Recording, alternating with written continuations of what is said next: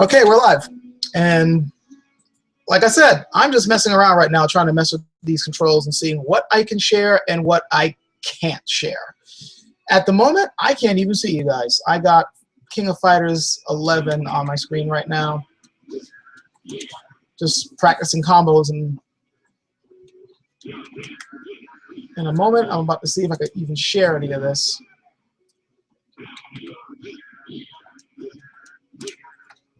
So far, I'm doing all right.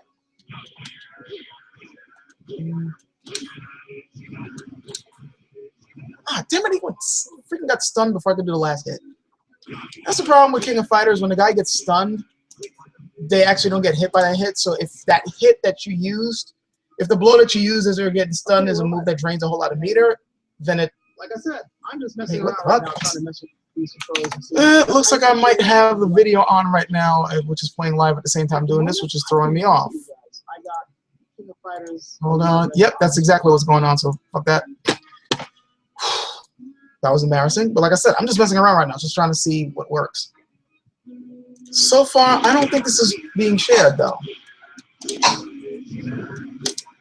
What I was saying was that in this game, when you're doing combos, if the guy gets stunned as you're doing a move that drains, you know, like your energy meter, then you've just wasted the move, which sucks. Whatever. Let's just see if I can actually share this freaking thing, which I don't think I can, which means that all the stuff I was doing might have been a waste of time. And that would suck. Let me see. Screen share. And yeah, just about every other window that I have is open, but my King of Fighters window. So that's a game that can't be shared. Freaking useless. I don't get it. Like some games I have, I can share them depending on the medium. Like when I was on Skype, I was able to share some like some of those games I was able to share on the screen for some people to see. Google Hangout seems to be a lot more strict, which is annoying because that means you can't really like. I'm wondering how Let's Players handle this, because if you can't, you know, share stuff, I guess that's why they're all on Twitch, because you can't share anything fun with Google Hangouts, as far as I can tell. I already tried Mark of the Ninja. That didn't work. I know Dark Souls won't work. I've tried it. It just will not share. Portal, I guess I could try, but I don't really feel like it right now. There's Bastion. There's Burnout Revenge. Well, actually, not Burnout Revenge. Burnout Paradise. Burnout Revenge is on the PS3 over there. Crazy Taxi. I'm thinking maybe the problem is the fact that I usually have these full screened. I don't have them windowed. But even some games that I have in windowed mode still screw up. So it's really freaking annoying. Just dumbass experiments that so far are not paying off. What the hell? Let's be ridiculous and pop this in and see if this shares. And actually, the smart thing to do to keep echo from happening is probably to, because I'm thinking if I share the screen, it's probably going to share the sounds as well. So I might as well put on headphones because we don't really want to have an echo, right? That's my son coughing in the background. Unfortunately, he has a cold. Though it's actually it's much less than it was before the poor kid was suffering. Yep, and that's Jit in the background. Hi. It's my son saying hi. Everybody wants to say hi. Actually, first let me actually see if this can freaking share. Otherwise, this is a waste of time, though, isn't it? Screen share again. I said screen share. Oh, what do you know? This actually shares. I can't freaking believe it.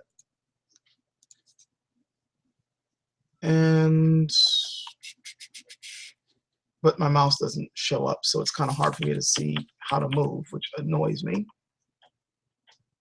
I forgot how to move around if you are using the keyboard. This game is supposed to be used with the mouse, but all it's really registering is my mouse wheel, and that's annoying, to say the least. Huh? So I guess I pressed the enter, but what the hell? Oh, it's because I got my controller plugged in. That's what. Of course. Right. All right. Now maybe I can use the mouse. Yep, I can. This game right here, I know it looks ridiculously simple, but it's probably one of the best stress relievers I have. Which, I know, considering if you guys know me, then you know that this should be right up my alley anyway. And I'm doing horribly right now, but it's because I'm not really concentrating. I'm more just talking and experimenting and seeing what can be shown on the screen and what can't. One, oops, wrong one again. Ow. I usually do not do this horribly. I've actually already beaten this on the first setting. I need to do it in the... Damn, I'm sucking right now. That's better. I guess I could be doing this with my controller instead of with the mouse, but I'm used to playing this with the mouse. Okay, and then here goes this stupid thing. Get on my face. There you go. I'm not even sure if I'm going to keep this video up on my channel because, like I said, I'm just messing around trying to see what works and what doesn't. I'm not saying anything of relevance. Are people talking? I don't know if there's anybody. Well, there's no one talking because I didn't really invite anybody in to chat with. So apparently I have 4 viewers, which is surprising me because I warned everybody that all I'm doing is just messing with the settings and seeing what can be shared and what can't be shared. You know you could have done this with me, right? That probably would have been smarter.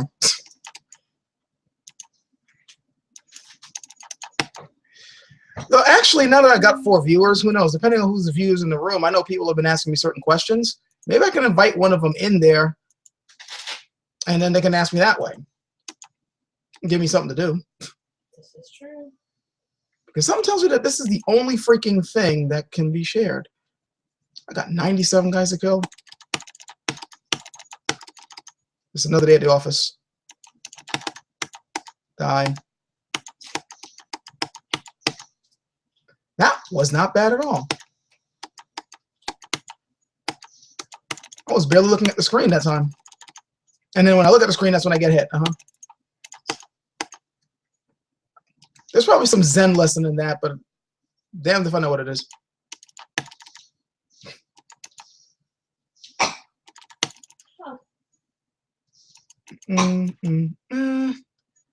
That move came in handy, didn't it? Yes, I don't have my social security number on my ID. Let's see how long I can keep this going. Ah!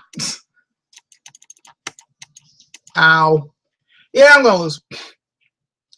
But again, I'm just trying to see what gets shared and what doesn't get shared and whatever. Your butt gets shared. I'd actually be very worried if my butt was getting shared.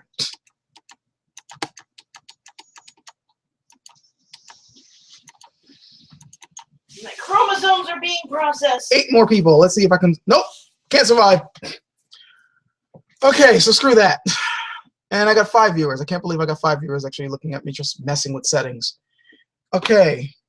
Return to map? No. We're going to title screen, apparently. All right, so apparently that can be shared on the screen. Apparently. And why is it saying that this feature is disabled? By the way, for you guys, anybody who's been trying to do the question and answer thing, for some reason it's disabled. I don't know why. I enabled it before I started. Can't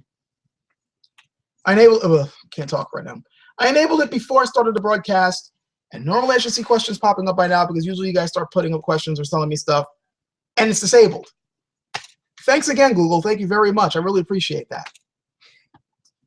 Anyways, maybe if I reload this page here, because sometimes there's like if I look at the page that says that there's a Hangout, if anybody listed anything there, then possibly I'll see comments or questions if anybody even bothered, which I don't know if they did because the damn thing didn't set up the question and answered. Well, apparently somebody left 1 comment. No, wait, that's not even. I hate you. I hate you very much. What is this? Responded to yes, just messing around. This is just messing around. Okay, so maybe if I click on this, and then I click on this,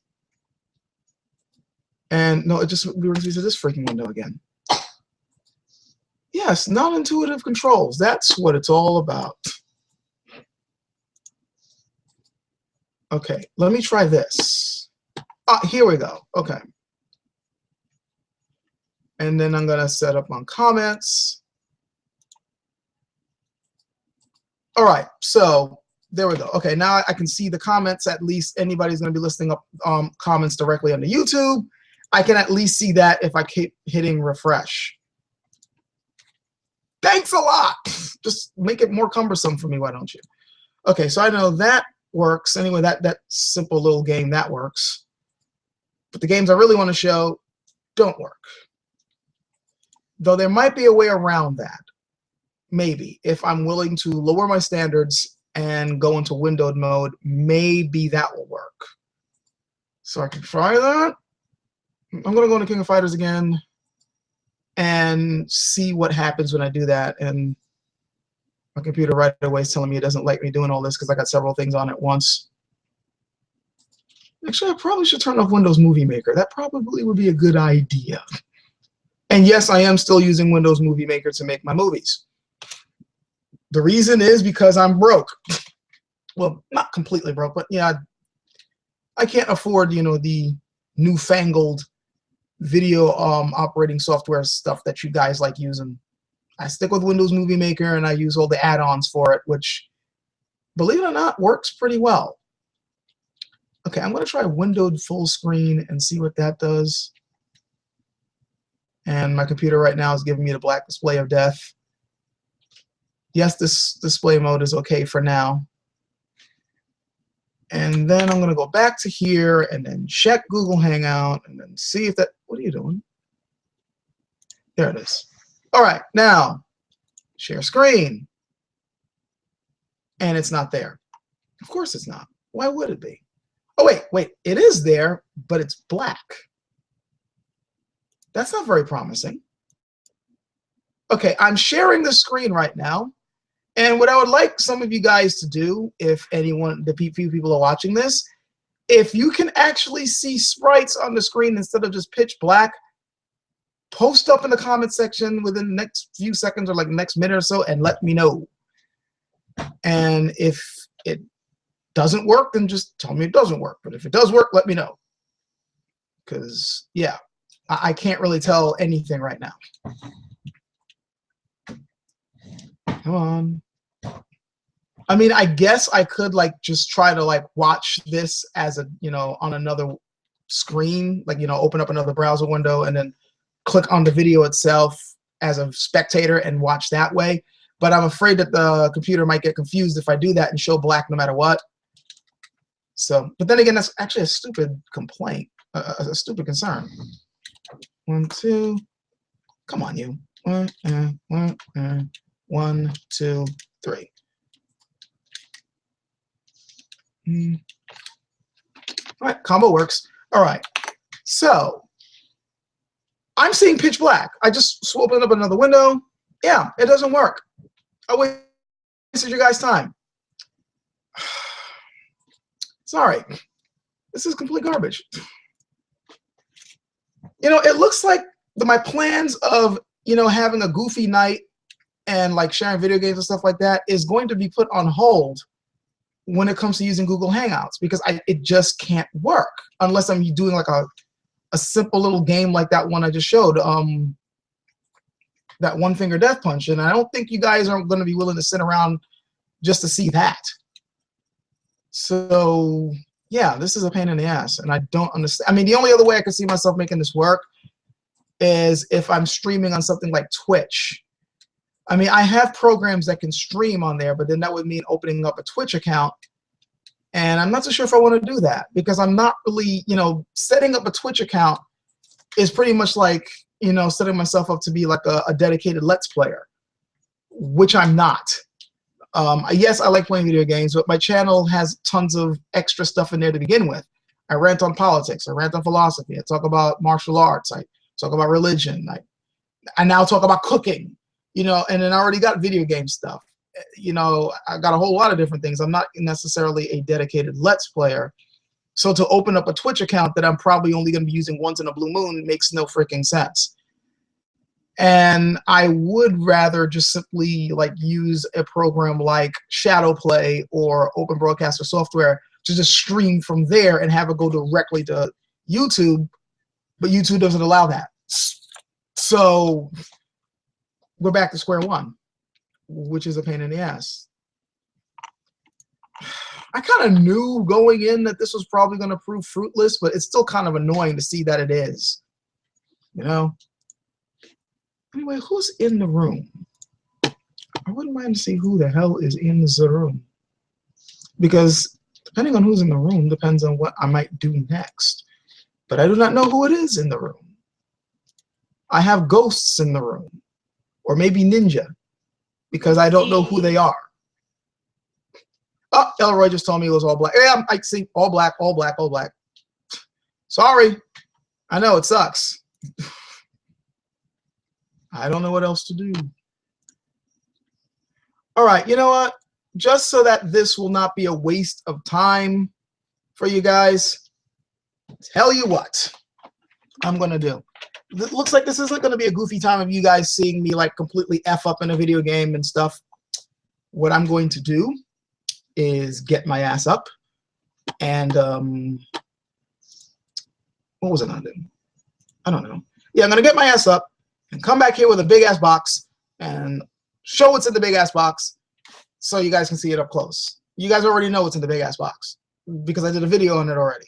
But I'm just gonna bring it a lot bit closer. So yeah, big ass box is over there. So I'll be back. And I mean, I guess if this was a competent show, they'll quickly switch this to a window where there's, I don't know, where there's like stuff going on, but I don't have that, and I don't have commercials because I don't believe in doing commercials. Sorry. So you're just gonna have to wait, I guess. I don't know. Be back.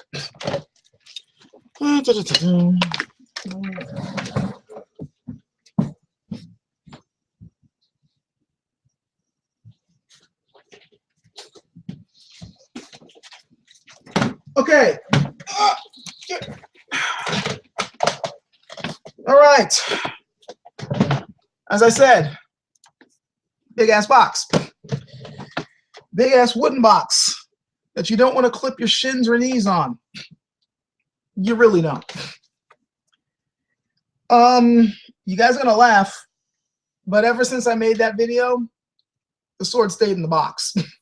I didn't put it up on my rack. I have not practiced with it or anything. It's just been sitting in the box. I mean, I wiped off the excess oil. I oiled it, but yep, there's my son playing with my PSP. But PSP. Yeah, I haven't done anything but leave this in the box. Wouldn't you?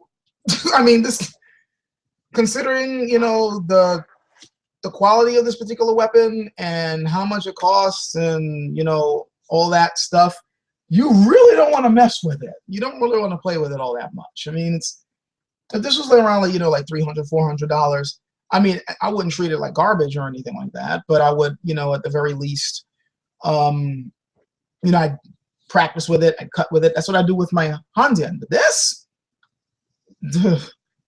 sheesh, I'm afraid to let this thing see sunlight. It's, and I shouldn't, really. I mean, as long as I'm taking good care of it, it should be fine. But it's just that, you know, it's one of these. I mean, sheesh. Anyway, the reason why I brought this out was just not to gush and all that. I had actually gotten, it was a long time ago, mind you, but a long time ago I had gotten a couple of questions on how to use one of these things, those Japanese cleaning kits. I figured now I guess would be a really good time to show how to do it. It's not really all that hard. Really, it isn't. And before I actually show how to use one of these freaking things, I also have to mention to anybody who's got a sword and they want to maintain it, you don't need one of these things to do it. And you don't need to go out and get one of these things to do it. I honestly think they cost a little bit too much money for what you get. I mean, depending on where you go, there's some places that offer some pretty good prices, but there's no reason. I mean, unless you want to be a strict traditionalist or something, and it just makes you feel good to do it the traditional way. All you need to do, and I've said this before, you go out, you get a bottle of mineral oil, you get some clean rags, and that's it. That's all you need. You get one rag and you dedicate it to wiping off the old oil and dirt. You set aside the other rag and dedicate that to applying new oil. You take that first rag and you wipe off all the old crap on your sword. You then apply some oil on your new rag, the clean rag, well, the oiling rag, lightly apply it onto the blade, put it back in the scabbard, you're done. That's it. It's not all that complicated. Now, in using one of these things, it's sort of the same process, except there's one more step. Some of you who are a bit more experienced know what that step is. So, I'll show you what it is. This is my first time. Hey, there's some firsts here. This is the first time I'm actually using these white gloves. And my hands are a bit too big for them. Screw it. Going back with the brown gloves. Ugh. Which I conveniently have on the desk right here. By the way, if anybody happens to have gotten their hands on one of these things, which I think odds are very, very slim that anybody watching this right now had gotten their hands on one of these or one of the other Project X stuff, the little manual that came with the box actually goes into detail on how to use this. But it's nothing that you couldn't have found out by looking online or researching, asking around. It's not really all that hard. And no, you don't really need to put gloves on to do this either. I'm just doing it because I don't know, I'm being stupid. Here is our sword. Now, if this was a Japanese sword, one thing I've noticed some people do when they're maintaining their weapons is they'll completely dismantle it. And I understand why. Like, if they're doing like monthly maintenance or something like that, which I personally think is a really good idea to do. If you're constantly cutting with your weapon, there's like this, constant maintenance, monthly maintenance and stuff like that. If you're doing that, then one of the things that you have to check for is structural integrity. You need to make sure that the handle has no cracks in it. You have to make sure that the bamboo pegs that happen to be in your, katana people, you got to make sure they're not splitting, they're not fraying or cracked in any way. If they are, or if the handle shows a little bit of splitting or cracking in the wood, you need to replace those right away, because that's going to sooner or later be a major problem when you're cutting with it. It could fall apart in your hand, the blade could fly out and kill somebody. You don't need that. So, for like monthly maintenance, which is something that I've seen katana guys do when they constantly are cutting with their weapons, it's a good idea to fully dismantle it. But for just general maintenance on the blade of just simply wiping off dust or dirt and then putting a new coat of oil, you don't really need to dismantle it. And in the case of this particular weapon, I ain't going to dismantle it anyway. For one thing, I'm not planning on using this as a constant cutting sword, so I don't really need to worry about structural integrity. And for another thing, to dismantle this sucker, it's going to be a pain in the ass, because the first thing I got to do is unwrap all of this, and then I got to take the pommel off, which I don't think it's peened on, but it's definitely very tightly secured on. So I'm thinking it's like with a nut or bolt construction of some type. I need to ask. I don't know for sure, but I know it is very tightly put on, and I got to find a way to get that off and then slide it out the handle and all that. And then I'm going to have to put it right back on, and it's not fun. And I found this out the hard way with the Hansen, because of the Hansen, you got to do the same thing. You got to take the pommel off, you got to unscrew it from there. And depending on if the wrap happens to be on part of the pommel, you got to undo that. And rewrapping it is a pain in the ass, so I don't recommend it. Anyway, we got our blade out. What I'm gonna do is open up the box, of course, and your box will probably come with one of these suckers.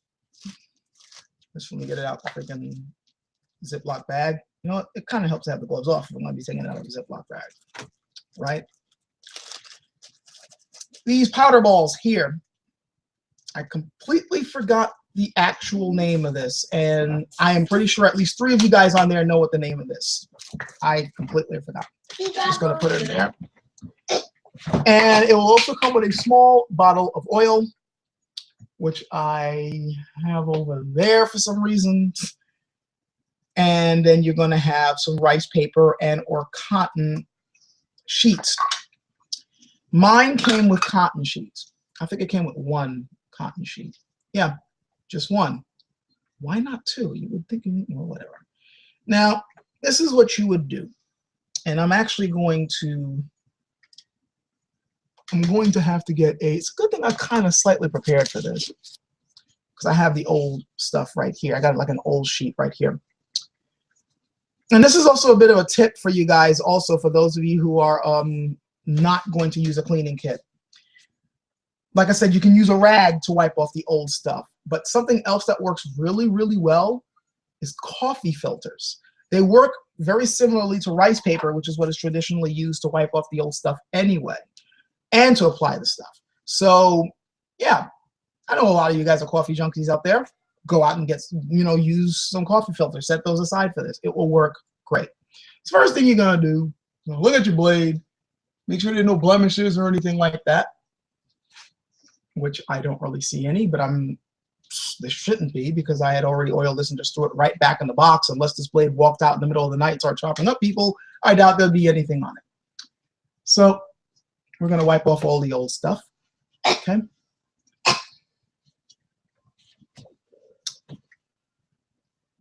Traditionally, I've seen this in both Japanese and Chinese traditions. They usually take 3 wipes on each side to get all the old crap off. And I'm doing more than 3, but whatever. I'm just being thorough. You guys know me. I'm not exactly a stickler for tradition anyway. So I'm going to take a look, make sure all the crap is off. No excess oil is on. No pooling or anything like that. Make sure that it's clean. And then we'll put our old rag away.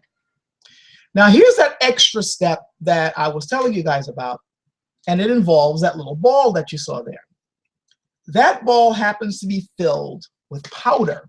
The powder happens to be from a particular polishing stone that is usually used as a final level of polish for these type of swords. Usually for katana, but I know Chinese guys are putting this on their swords as well. And I can definitely see with the type of polish on here that this will definitely help with that. And that's actually what the powder is for. It's also to give it a very light polish, as well as to remove any excess oil that might still be on the blade. So what you're going to do is take this and lightly place it on the blade, like so. You don't need to do this too hard, not unless it's your very first time, applying it. Because sometimes when they've been in the box for a really long time, it kind of, gets hard, so you kind of have to bang it on there. But after the first couple of initial taps, it should be fine. So I'm going to take this other rag I have there. I'm going to, this is not really a rag, this is a paper towel. Paper towels work just fine. But on your kit, if you happen to have 2 sheets, one of those sheets you'd be using to do this. And you just wipe the powder off and make sure that you don't have any excess. Okay. And then you're going to repeat on the other side, like so. So you take this and just a beep, beep.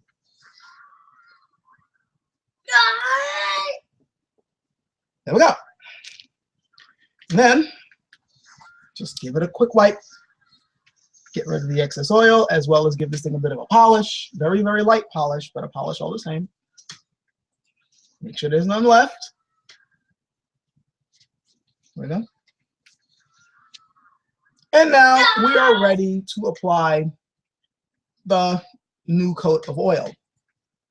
And again, mineral oil works just fine. Some people also use 3-in-1 oil, which is a really good idea, I personally believe. Some people use gun oil. Again, that's fine. Generally, what comes in these kits is their own version of choji oil, and all choji oil is mineral oil with clove oil spun in. That's it. And you can easily make your own. Go out, buy yourself a bottle of light of light mineral oil at any freaking drugstore for about $2-3 a bottle, and the bottles happen to be this freaking big. Meanwhile, choji oil would be like that big, and it'll cost you $12. It's a no-brainer what you should do. If you really want that scent, go to some type of herbal store. Sun's making noise. Go to some type of herbal store and buy essence of clove. Put a couple of drops in there. You're done. That's what I've done. But I need to go and get my bottle of oil. My boy, can you go over there and get that bottle of oil for me, please? Okay, here. Actually, give me the green one. The green one? It was right next to the bottle, right in front of you. Here. Thank you very much. Thank you. Welcome. This is what came in the cleaning kit. You guys might be wondering, how come you didn't have it in the cleaning kit? Because, get ready to laugh. When I fully examined the cleaning kit, this bottle had no oil in it. It was just an empty bottle. So I actually had to put the oil that I made for myself in this bottle. So yeah, it's got a little cork stopper, which I am trying to get off. Come on, you're not a wine bottle. It shouldn't be all that hard to take off. There we go. You do not need that much oil on the blade. Now there's something on the manual that I showed you guys earlier that I don't necessarily agree with. They basically say that when you're applying the oil on the blade, to literally take this bottle and just very lightly pour a little bit of oil along the blade. I do not recommend that. The reason why I don't is because it is very easy to put too much oil on the blade that way. You do not need to do it that way. This is what I recommend you do. And this is our little piece of cotton here. What you're going to do is take your bottle, whatever, if it's your mineral oil bottle, you know, that you got from the drugstore, that's fine. If you're using the Trojan oil, that's fine. You're going to take your clean cloth and you're going to apply it just like this. That's it. That's all you need to do. You could also do this, like I said, with a rag, paper towel, coffee filter, which I recommend also. 1, 2, 3. That's enough. I'm going to show you what's on here. I don't know if you guys are going to be able to see that slight discoloration. You see that on my camera? You probably can't. Actually, there you go. That little slight amount there, that's all you need. 3, maybe 4 should be enough. And you want enough of a spread so that it can cover all of the blade, if not most of it, when you're passing it over it. So now that we got a little bit of oil on here, we are once again going to take our blade and apply it 3 times. Again, is the traditional amount, and I find that that's enough. What I do is I do 1 on one edge, 1 on the other edge, and then 1 down the middle. That's all you need.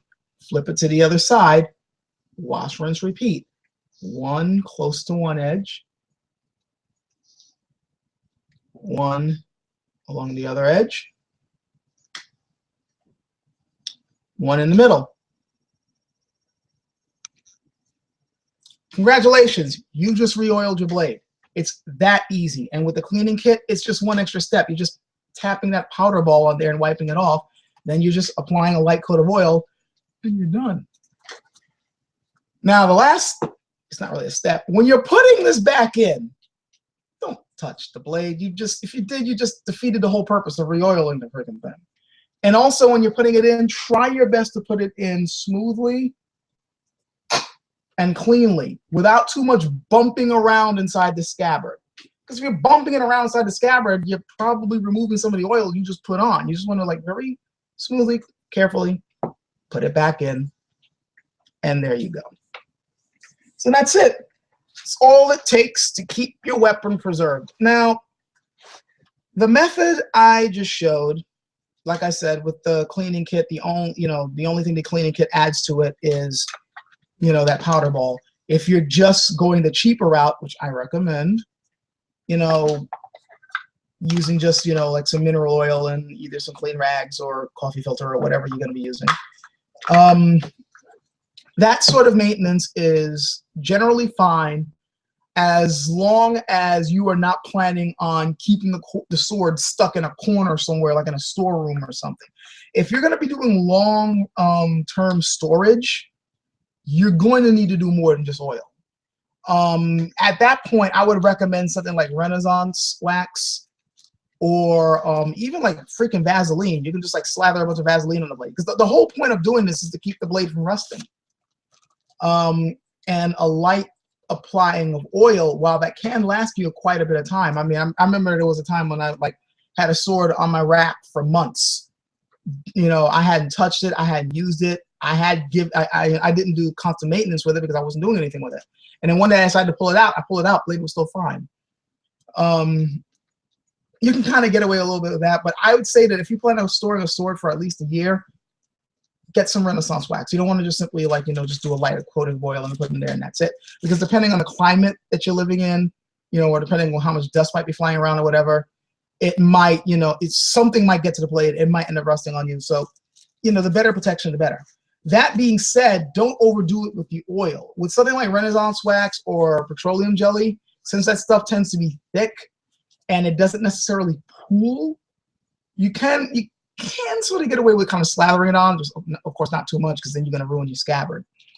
But what was I saying? When it comes to oil, you definitely don't want to put too much, because sooner or later that stuff pools. And believe it or not, oil that's pooling on your blade can also lead to corrosion. So, I mean, I'm not a chemist. I can't tell you why, but I've seen it happen. I've seen it happen to one of my older blades.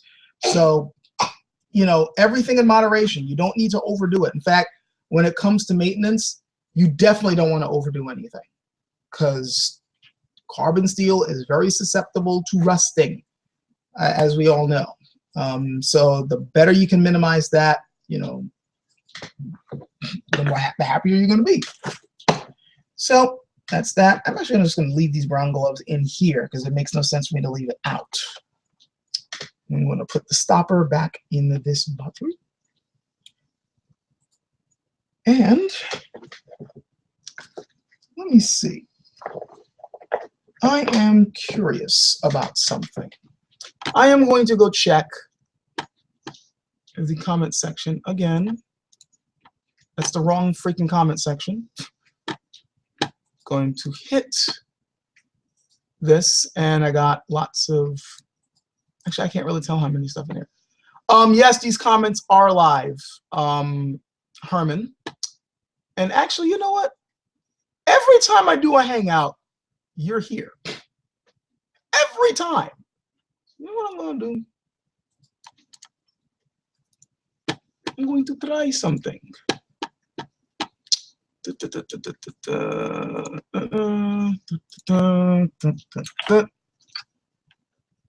And I thought that this would locate you, but it does not. That's cheating. All right. I know another way of doing this. Herman, if you feel like it, since I happen to have your Google name. Oh, it's already 9 o'clock. He needs to go to bed.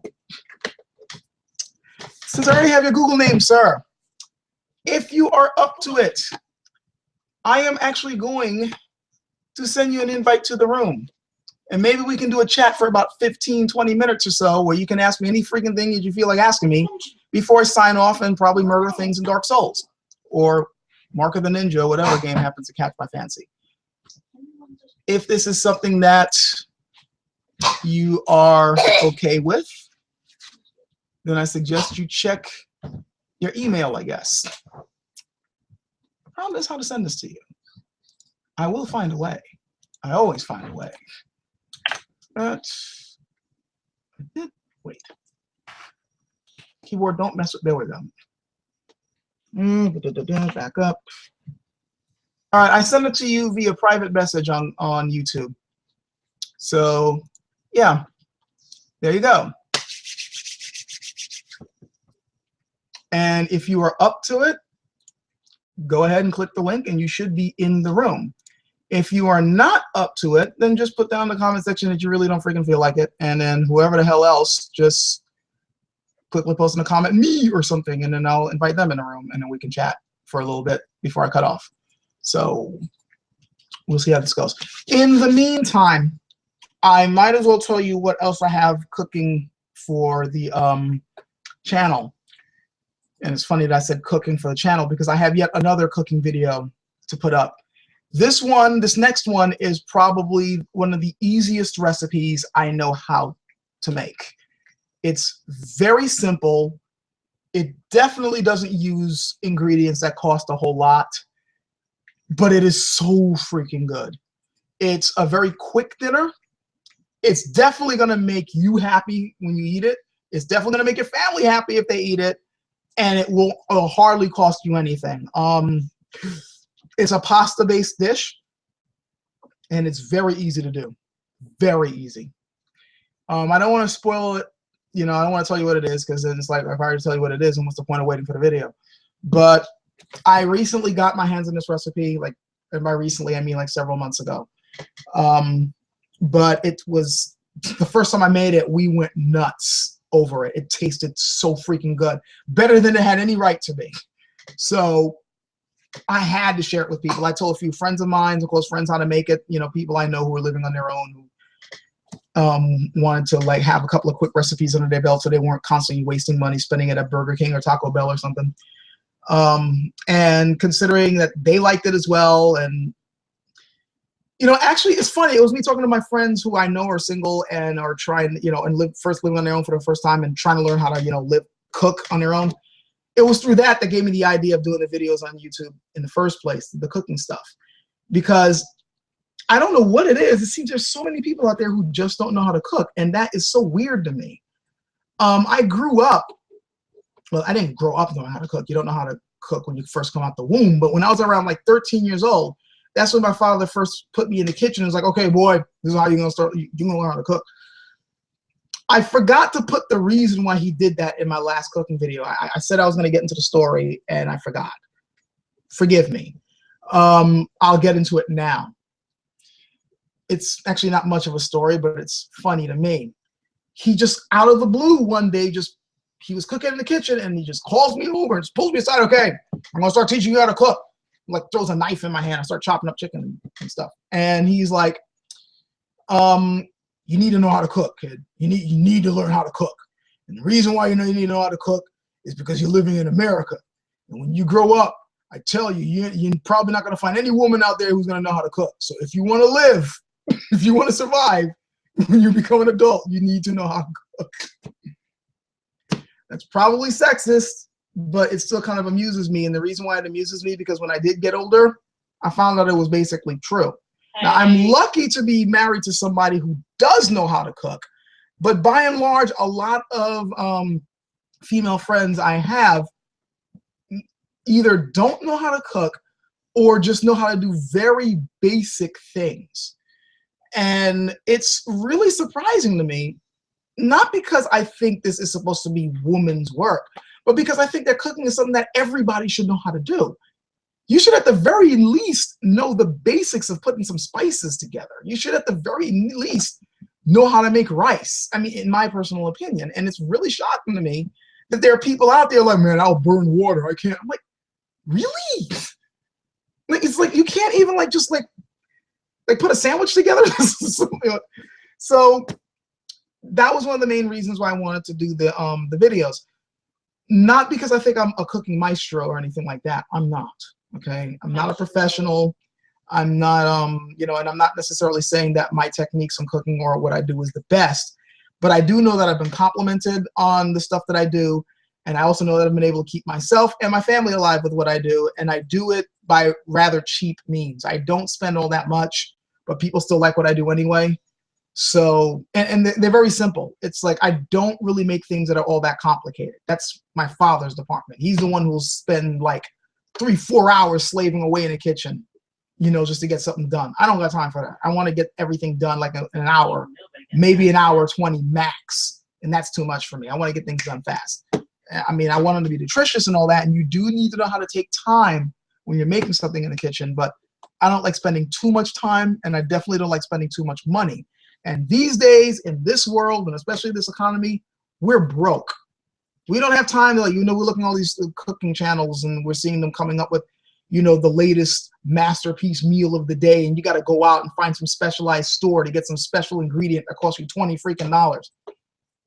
Normal people don't have the money, you know, or the patience to waste on that. So that was the reason why I wanted to make those videos, to make it easier for people to put something together that they're actually not going to throw away as soon as they taste it, and they didn't have to spend half a fortune on. So let me look at the comments to see if I had gotten an answer on this. And oh, unfortunately, your microphone is broken. Well, shit. I think that's unfair. Because, dude, you've been like every single last Google Hangout I have ever done. You've been around. And I would think that it would only be fair that you'd be able to chat. But you said your microphone's broken, so I guess we can't do it. Well, anybody in the room, the next person to, I guess, send me a PM for YouTube wanting to be in the chat, I will invite them in. I will send them the link so they can get in. I just feel like it. I got a couple more minutes. Well, I got a little bit more than a couple, obviously. But I got a few more minutes, and here's your chance to like ask me directly any particular questions, you know, that you want. So within the next few minutes, shoot me a PM. And the first PM I get, actually, you know what? Not the PM, because Google's been acting stupid. Or YouTube's been acting stupid with the PM, so I don't know if you're going to be able to, if I get it. All right, so the first person to leave a comment, I guess. The very first comment I see asking if you guys want to do it. I have 3 points to Do make. that. Ah, what points do you have to make? One, there are a lot of assholes out there. Well, yeah, that's a given. I'll expand on that later if you care to. Okay. You seem pissed. I am. 2, Mm-hmm. when I make that fudge, you can do a cooking video. Actually, yeah, that would be a really good idea. My wife makes fudge. It's very tasty fudge. So we probably, the next time she makes some, I probably should be recording her doing that. I was thinking about doing it tonight. That would work for me. I just got a buzz on my phone. 3, it's your turn to put them to bed tonight, or do you want me to do it? I think it's my turn, so I'm going to have to put him to bed soon. I just said it was your turn, but... Oops. Ah, I need to give him a message on that. Oops. Anyway. Come on, come on, come on, come on. Newest first. Nope. And I'm gonna bother with this. And click on my freaking little face over there, which I need. That's something else I need to do. My channel is in desperate need of an overhaul.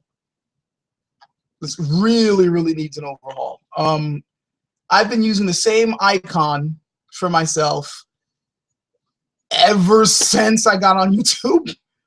I haven't really organized my videos. I haven't really, you know, set up playlists the way I'm supposed to. There's a lot that needs to be done. I have to make new playlists for some new series of videos that I've been doing. I need to put a banner up on the page. You know, there's like my page is like no frills, and it shows. So I really need to kind of spruce things up. I got an idea of some like the banner I want to put up and what new icon I want to put up, but I need to get around to doing that.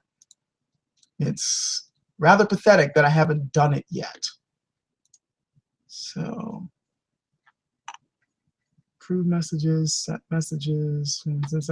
Yeah, that's right. I don't think I can do the PMs that way anymore.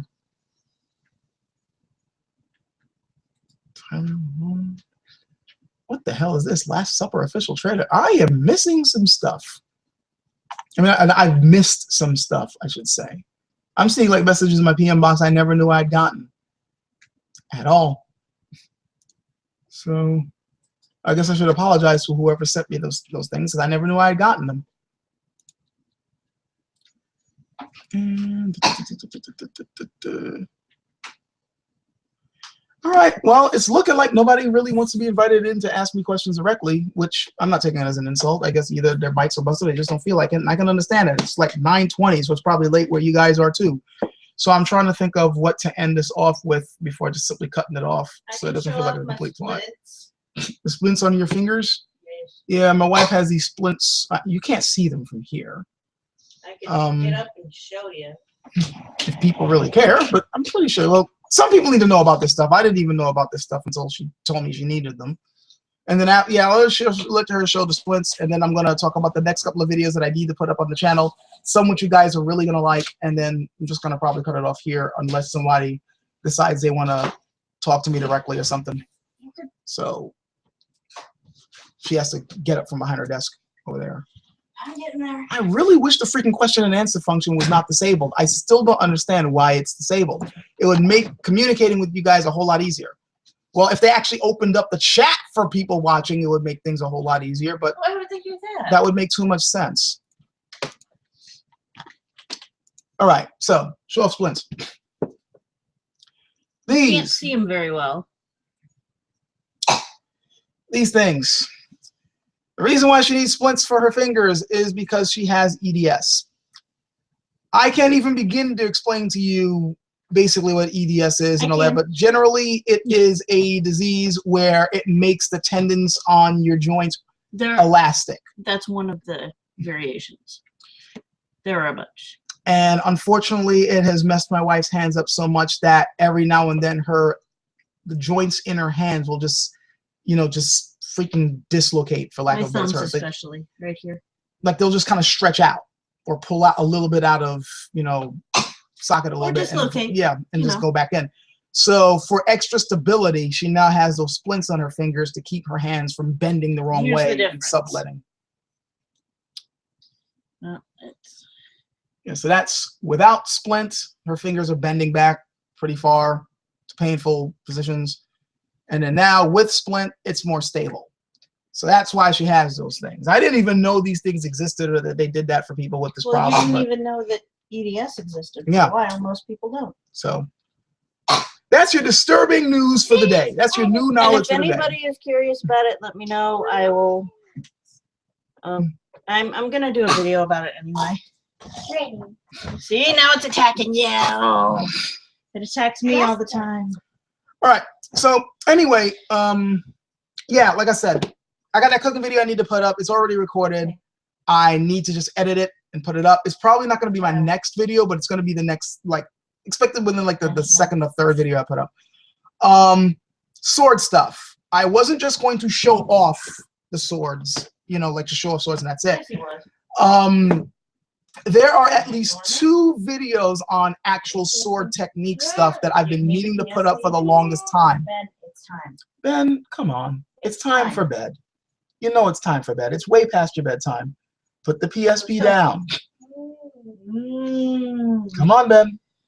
If I have to carry you upstairs, I'm not going to be happy. Ben, you know you can play with my PSP tomorrow. But now you need to put it down. It's time for bed. Let's go. Please don't make this any more difficult than it has to be. Put it down. 4, 3. Nah, you were told to put it down, Ben. 1. Now go get upstairs. Don't. Parenting live. Did you just smack me? No, I didn't. You smacked my hand. Yes, you did. Oh, God. Ben, it's time to go. Get upstairs. Get your butt up there, kid. Mark, would you grab the PSP? Yep, I got it. It is mine anyway.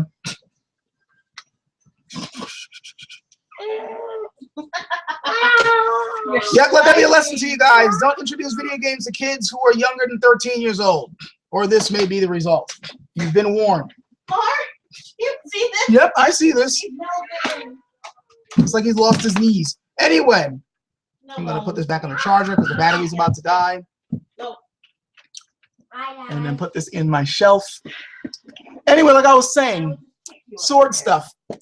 I got at least 2 videos in the works right now on particular training stuff. One of them is just going to be on a very basic drill. And it's going to be one that some of you guys are going to recognize whether, no matter what art you practice. School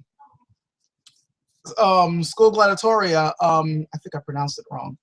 He did a very similar video on a very similar technique on just like a very basic drill that you can do to build up your forearm strength and your wrist strength in handling a sword. I'm generally going to be showing the same move, but there's a few variations that I'm going to do, which is also going to develop your hand strength and manipulation, as well as accuracy, because you're not just going to be doing it one way. You're going to be changing the angle. And there's basically two ways to practice this. One is just strictly for strength, and the other one is going to be training your accuracy, but it's basically using the same motion. That video I've wanted to put up for a while. It should be coming up soon. The next sword one I wanted to do is one that I've been wanting to do for a very long time, and I never get around to it, and I'm finally going to be able to have the time to do it. And I want to do it before the snow hits. And it's basically going to be showing for the people who have really been confused about this and really been curious about this, how exactly do forms work? There are some people who believe that forms suck. There are some people who believe it's useful, but they don't really know how to read them or use them. This video is basically going to be showing, well, it's going to be in two parts, really. The first thing I want to do is show the form and generally ask you guys, what can you pick out of it? How good are you at picking out what's in there? The next video after that, I'm then going to show you what's in it and how to actually read the form. And some of what's there may surprise some of you guys. And it will act, and I think it will also not only give you guys more insight on what value forms actually have, but on why so many people don't seem to know how to make those things work and what forms are really for. A lot of people have no clue what forms are really for, or how they're actually supposed to be used, much less how to read them and use what's in it. And while I'm not trying, and again, I'm not trying to say I'm an expert here. I am not. But one thing I have been lucky enough to have gotten is how to dissect forms. I was lucky to have gotten that information, and it's helped me a bit in my own study. So I kind of want to give you guys a bit of insight in that. And the only reason why I'm doing that is not, again, it's not because I feel like I'm some great expert, not, but it's more because it's like I've gotten so many questions before on like, why do people even bother with forms, or how the hell does that work, or what the hell, how the hell are you supposed to make that work, whatever. You know, that's the reason why I'm doing it, so you guys can have an idea of exactly what goes in a form and why it moves the way it does, why the techniques seem so funky. Because believe it or not, actual application of the swordplay is a lot more practical. The forms may look all pretty and flighty, but the way you actually apply them is a lot more straightforward. And the form actually tells you that if you're paying attention, but I'm getting ahead of myself. Another video I want to do after that to get off the sword stuff, I have been way overdue on, I guess, a rant one. I've been very, very quiet on the political stuff. I've been very quiet on the religious stuff, but it's not because I've lost interest in those topics. And in fact, what's been going on recently has really been pissing me off. It's just that I didn't really want to put this up on YouTube all that much yet, because lately YouTube has just been a fun way to kind of escape. Like, I just simply put up videos and you guys leave some really interesting and cool comments up. I've really been enjoying the comments that people have been putting up where they'll give me advice on something or they'll correct something, because that's very valuable. So I've been enjoying that. But I know the main reason why people used to go to my channel, believe it or not, it wasn't for martial arts. It wasn't for sword stuff. The main reason why people used to go to my channel was my political rants and my religious stuff. And I've been way overdue on those. So there are some that I've been planning to put up. I want to get them up soon. So expect something like that, you know, soon. Some of you guys are like, yeah, sure, you said that before. No, seriously. There's recently something happened somewhere online that really set me off, and I really need to, I guess, vomit my opinions on certain attitudes. And if you guys are wondering what the hell it is about that's been concerning me so much, it's just generally the lack of education that people have on how the government works, how it actually functions in this country. And yet, despite the fact that they have no clue how, you know, things are supposed to work, they feel the need to try to educate other people on shit, which just, it sets me off. Like, you'll have somebody who obviously has no clue what the hell that they're talking about, and you're trying to politely tell them, no, that's not how it works. And then they just jump all over you like, you don't know what the fuck you're talking about. And yet, you're like, I've seen, there's a friend of mine who's an actual freaking historian, and she was like telling me this whole rant like a couple of nights ago, and I was just getting as pissed off as she was. Like, wait a minute, You went to school for this stuff. You got the degree to prove that you're a freaking historian, and yet this person's telling you that you don't know what you're talking about. Stuff like that sets me off. I guess it's on the whole same martial arts thing. Like I think Scholar pointed it out in one of his videos, how, you know, he's, you know, like as far as sword work and stuff like that goes, he's researching this stuff.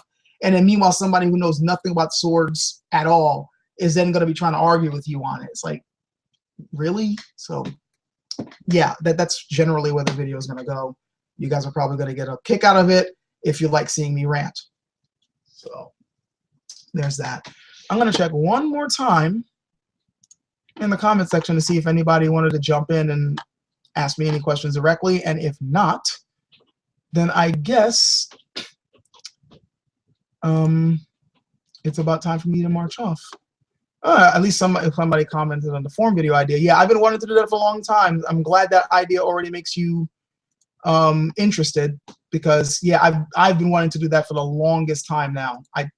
It's just that in order for me to do it, I need to find time to find an empty field somewhere, you know, or a park or something where I'm not going to get disturbed, and I need somebody to hold the camera steady while I practice my forms and stuff. And like I go through the techniques and stuff, and I want to make sure it's done cleanly, you know, at an angle that everybody can be able to see what I'm doing. And it has to be done, you know, the camera.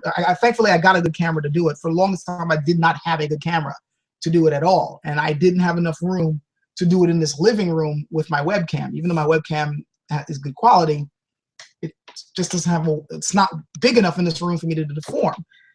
And I guess I could use my phone.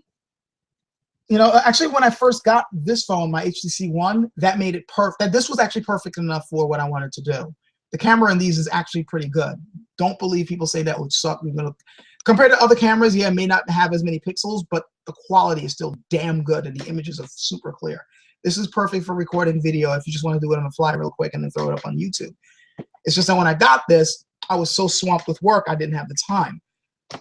And now not only do I have this, but I also have a camera, like a dedicated camera. Let me get it out of this shelf here. And I have a dedicated camera. This is actually the camera that I use for the cooking videos. This will also do very well for, you know, recording me doing the form stuff. So now I'm ready. And there is a small little park right outside the front door that if I pick the right time of day, I shouldn't be bothered by too many onlookers. So I can just go through it, edit, throw it up. You guys point out what you think you see. And then after that, I explain what's there. And hopefully you guys get a kick out of it. But yeah, I'm glad at least one of you guys is interested in that idea, because I've wanted to do this for the longest time. I mean, I really want to get that done. It's been on my mind literally all year. Like I first was like, I need to do this since January. Yeah, talk about late, right? If you're wondering why my videos always take a really long time to do, I leave too many things in the back burner. Way too many things in the back burner. Which reminds me, the Dark Souls videos. You know what? You guys want a good laugh? Hold on for a second. If you guys want to see just how screwed I am, and you know, on this. Oh boy, hold on here. Actually, that's the wrong. Here we go. Game recordings. This, at least, I know I can share, so I'm going to share it. There you go. See that, guys? You see this folder? This folder, which I am scrolling through right now, contains pretty much the entirety of my run through Dark Souls 2. I have already beaten the game. In fact, not only have I already beaten the game, I have created several characters who are also pretty damn close to beating the game themselves. I have gone through all the DLC. As you can see, I also have multiple folders with different parts of the game. I got, oh, this is my regular Dark Souls, because I recently started re-recording that. I got all this here too. All this stuff is all the entire game and all the DLC. It's all recorded. It just needs to be edited. I am way behind on all this. And I'm just showing, I mean, you see how big this folder is? Just to let you know that this is what I'm sitting on. I need to get this shit up. It's just that I'm afraid that if I just start unloading all these videos at once, people are going to be like, oh my God, he's just turned himself into a Let's Player. Fuck this. This is not what I came to Sword Sage for. That's my worry, you know. And then that on top of the fact that work sometimes keeps me from putting up another video and all that type of crap. You know, that's the main reason why, you know, I've been, you know, this stuff has not gone up yet. But I know I really need to get this up. And not only, oh, that's another thing. Not only is this all my playthrough through the game, this is also my playthrough with Demo Man Chaos. Because we decided, I said this to you guys before, but just in case you don't know what I'm talking about, me and Demo Man also team up and do co-op together when we play through this game. We've had a lot of fun doing it, and we have dedicated characters just for doing co-op with each other within the game. And those characters are very close to beating it. And I wanted to put this stuff up, but we realized that there was a bit more potential for comedy because goofy shit always seems to happen every time we do co-op. Like we'll get invaded by several people all of a sudden, or like we suddenly do something stupid to an enemy that we normally found to be easy to beat, or we'd accidentally fall off cliffs. Like just dumb shit would happen. So we decided that, you know, putting up these videos in a more comedic fashion would be better than just putting it up. And then Demo Man was like, well, maybe we should voice act our characters as well and make it even funnier. So now I'm in the middle of setting that up, and all that's just adding a lot more time.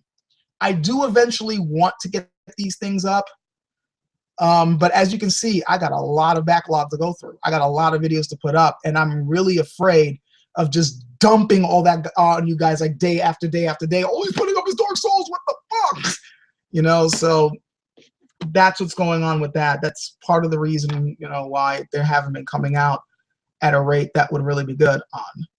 So, wait, I couldn't comment on the Gene live stream, so instead I'm commenting on this. I hope you can see this. Yeah, I can see that, Nightless Shadow, I can definitely see it. Alan Robinson, he wants to join. You know what? Screw it. I got a few more minutes. Dun, dun, dun, dun, dun, dun. All right. Tell you what. Right now, in the comments section on YouTube under this video playing live right now, the next 3 people who want to be able to join this chat to ask me a question, do so right now. I'm giving you right now to do it. The next 3 people, if you want to ask me a question directly, if you want to get on this chat, and I don't care what the question is, you at least have a question and ask me directly, I'll answer it, and then that'll be that. I'm giving you a chance right now to put this under the comment section. I will give you guys a minute. I'll use my, you know, I'll use my sweet ass phone to do it. I'll set up the timer and everything. Do it for a minute. And when the minute is up, the first 3 people, I will give them the link to the chat. They'll go in the room, we'll talk, and that's that. So, hitting the minute now. Hey, Countdown. I figured out why Keon has been so mellow. How come? I left the catnip out. Oh shit. It is wet. Like I'm hoping it's drool. I'm thinking it is. Keon, as some of you guys may know from watching my sword video, if you watch it all the way to the end and so that goofy cat part, Keon is, of course, the big orange, beige, butternut cat that you guys saw. And he's a niphead. Actually, you know what? One thing I was hoping to convey in that video was how big that cat is. I don't think the video did a very good job of showing you guys just how huge he is. Didn't have a whole lot of. Nah, so hold on for a second while my minute is counting down. Keon, get over here. Yeah. Come over here. Yes, yes, yes. There he is. This is Keon. Oh, and the minute's up, so now I need to check the comments. Dismiss. But yeah. This is the Right Honorable Sir, Keon J. Longtail III. He's huge. Huge. See, he's huge. That's how big he is. He's not even huge. He's huge. Gigantic freaking cat. Huge. In fact, this cat was so huge that his mother, and I am not exaggerating, his mother actually had difficulty giving birth to him. I had to help him. My wife actually had to help the mother cat give birth to this one because he was that big. He was bigger than all the other kittens. And he grew to quite a big size. So before, like when he reached his adult age, he was big, but he was also kind of thin and, well, not thin. He was like sleek and muscular. Now he's big and fat in his old age. That's because he got fixed. Yeah. So, I mean, he's not that fat. I've seen fatter cats, but he's definitely big and fat. He's okay. solid. You can go now. You can go back to your bed. He doesn't mind me picking him up, but he can only tolerate it for so long, and then he starts he's not like. real fond of it. Neither one of them are. Not really. Like Scrumpy's okay with being up as long as all his paws are on something. Yeah. So now I am going to see. Have I ever heard of anarcho-capitalist Stefan Molyneux? Yes, I've heard of him. I've heard of Stefan Molyneux. Don't think much of his games. Am I still practicing sword sparring? When did I leave New York? Okay, so boom, boom, boom. That's the first 3 people. I am going to give them a link if I can. All right. Hopefully you guys know how to check your PMs, your PM messages, because I'm about to send you guys a link to the chat. If you have a working webcam or at least a microphone, you'll be able to ask me the question directly. So let me see if I can do this correctly. I'm going to go over to your channel, open this up in a new tab, go to the About, send the message, put the link here. There, first person's got their link. They should have noticed that they got the message. Next person, Terry Miles.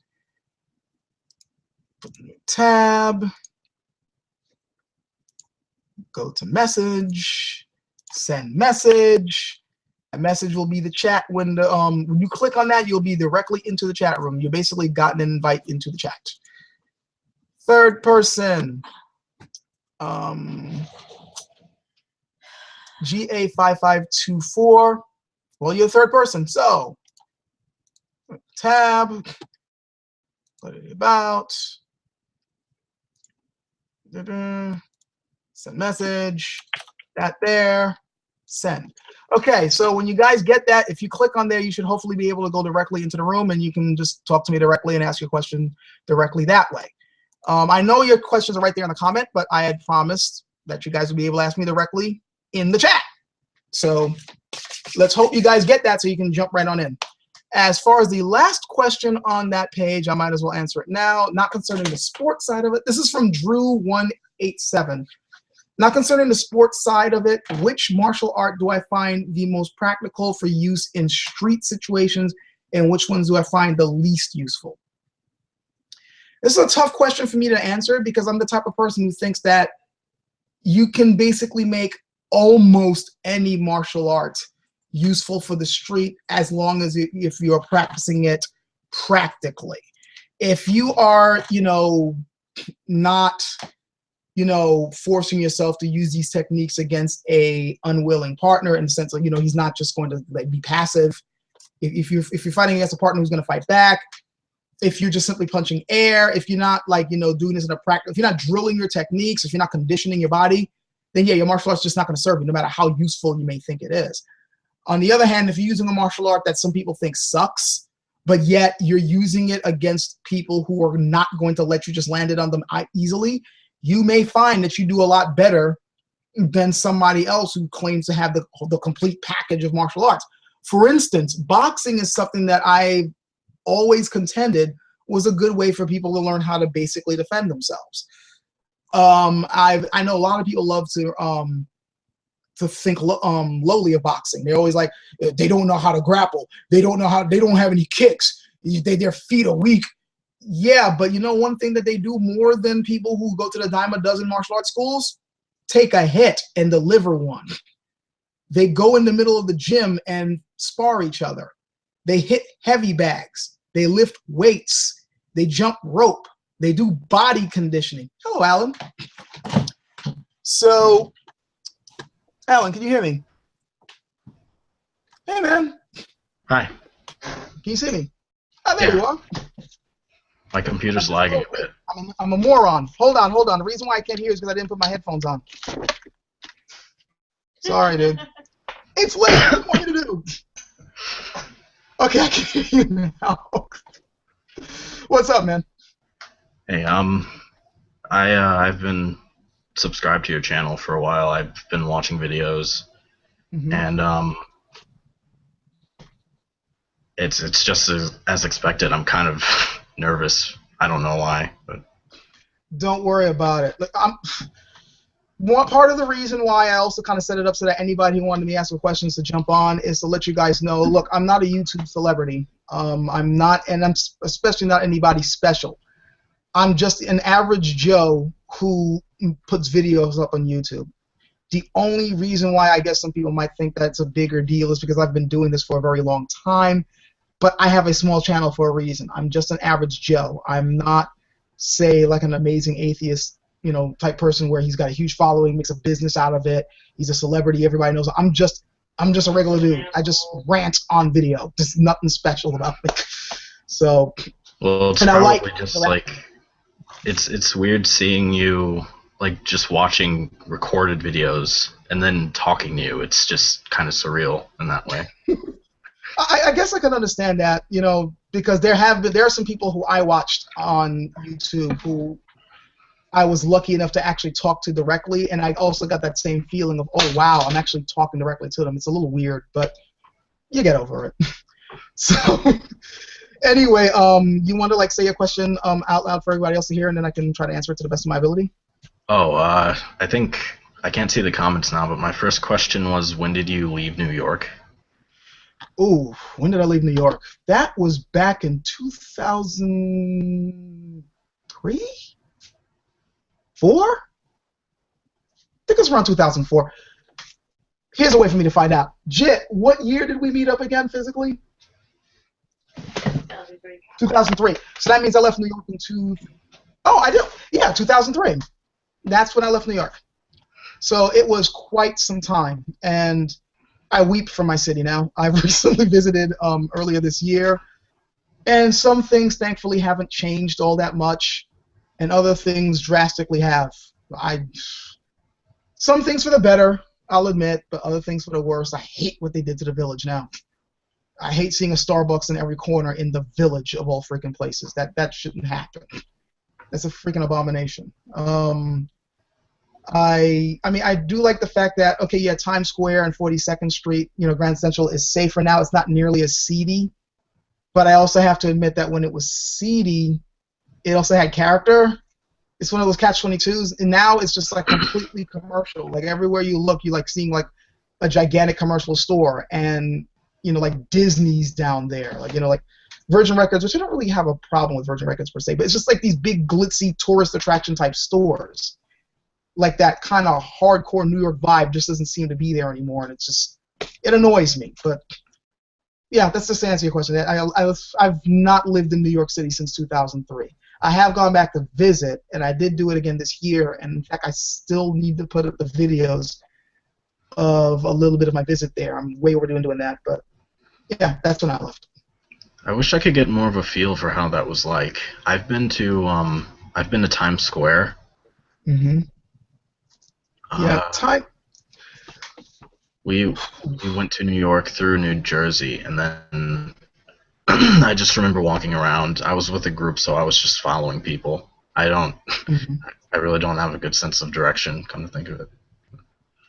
Yeah, how do I describe Times Square in the old days before Giuliani came in? I mean, okay, everyone keeps talking about how dangerous and how dirty and all that Times Square was. It wasn't that bad. I mean, it wasn't to the point where the minute you walk down that street, you better pull out your automatic weapons or you get your throat slit. It wasn't that bad. But it definitely wasn't exactly the place that if you were tourists, you wanted to end up, if that makes any sense. Yeah. Like, things were kind of dirty. You saw some questionable people standing on the corner. You know, a couple of women who weren't necessarily into you were still trying to give you pickup lines, if you know what I mean. But it wasn't that bad. You know, it's like if my father was able to take me there to watch movies, it couldn't have been that bad. though, to be honest, that's what got me into my whole kung fu movie addiction. So maybe it was that bad. I don't know. Yes. But it was just, it had a grittier feel. Let's just put it that way. Old school Times Square and 42nd Street was just a grittier, it had a much grittier feel. These days, that gritty feel is pretty much gone because everything's all been cleaned up. And I'm not necessarily saying that's a bad thing because, yeah, it does make it safer. Since the tourists want to go there now and spend all their money, that's more revenue for the city, you know, and, you know, cleaned up is a good thing. Being safer is a good thing. But I think we lost a little bit of character at the same time because now that it's all commercialized, whenever you make something mainstream, all character goes right out the window. So that's, on one hand, I'm glad that the place is safer and a bit cleaner, but on the other hand, I kind of wish it wasn't at the expense of the little bit of character that was in there. I think that the biggest problem also is that there were also a lot of like smaller businesses there, and many of the smaller businesses were legit. You know, many of the theaters, they were legit, and these were like, you know, down-to-earth people. They're not there anymore, and that means that, you know, the character that they had and the flavor, so to speak, that they added to the place is no longer there. So, yeah, that's what I miss about it. That's what I wish was still around. But super change, you know, things changed. Yeah, I definitely know what you mean with the difference between like large chains and mom and pop stores. For example, I go to Starbucks pretty frequently, but it's pretty tasteless compared to another place, like relatively nearby that I go to for coffee and so on. Yeah. Yeah, I miss that. I mean, there are still a few places in New York that you can do that in, though. And in fact, when I was visiting this summer, when I was down there this summer, I actually found an old place. That we sat down, and in fact, we have found a really good burger joint as well in the Village. Just this little small business place there, but the burgers would have freaking died for. Oh my God! Like, you know, I think the art of making burgers in a commercial place is like pretty much gone because they fry the shit out of them now. Fine. This was perfect. Do you remember the name of it? I completely forgot the name of the business. Whitman's? Yes. Like That's Walt it. Whitman? Yeah.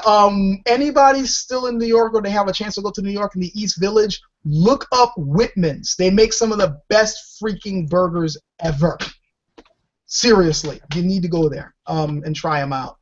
But the Village also, the East Village and the West Village also has some small out-of-the-way coffee shops and tea shops. So, you know, at least that's still there. And the Village, to be honest, when I was living in New York, that's where I used to hang out the most anyway. You can tell. I'm sure you can tell. So, yeah, that's where I would recommend to go to eat when you're there. I sent invites out to some people. One person, Terry Miles, unfortunately, he has no camera or mic. I sent an invite to the Nightless Shadow, and I'm going to send one to Donatelangelo, since he was like, how do I get an invite? You want to know how you get an invite? The fact that the other people apparently didn't get theirs. So that's how you get an invite. Once I have stay here, that would be that. Can I stay or do I have to go? Huh? I wanted to ask more questions about like your background. I know that you said you worked as a security guard and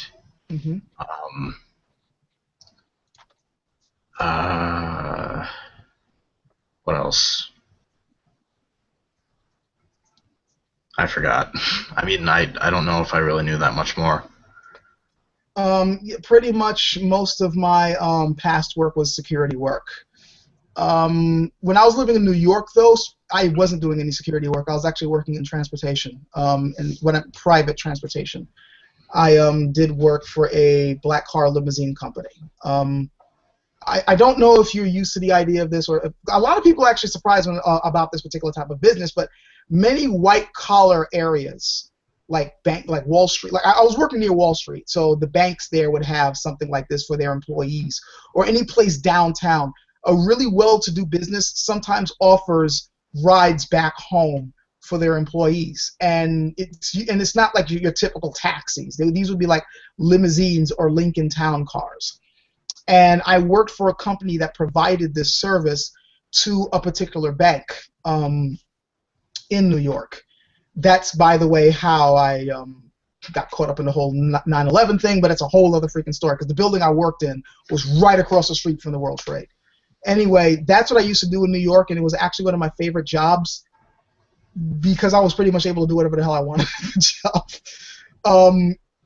I was the only one there who understood how to give good customer service. I knew how to type, and I actually knew my way around software.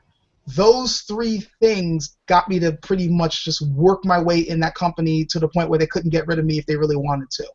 Because if they had gotten rid of me, that means they would have lost somebody who actually knew how to talk to the customers, someone who knew how to troubleshoot the software that we were using if it screwed up, and could type up the customers fast. And like, if a customer came to me with their voucher ready to go and get their cab, I would have them done in like 30 seconds. But done.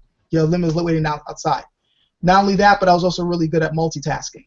So if, for instance, a dispatcher wasn't in for that night to get the cars all lined up outside the building, I could quickly run down and play pinch hitter. Like, okay, don't worry, I got this. You over there, you over there, you over there, and have it all lined up.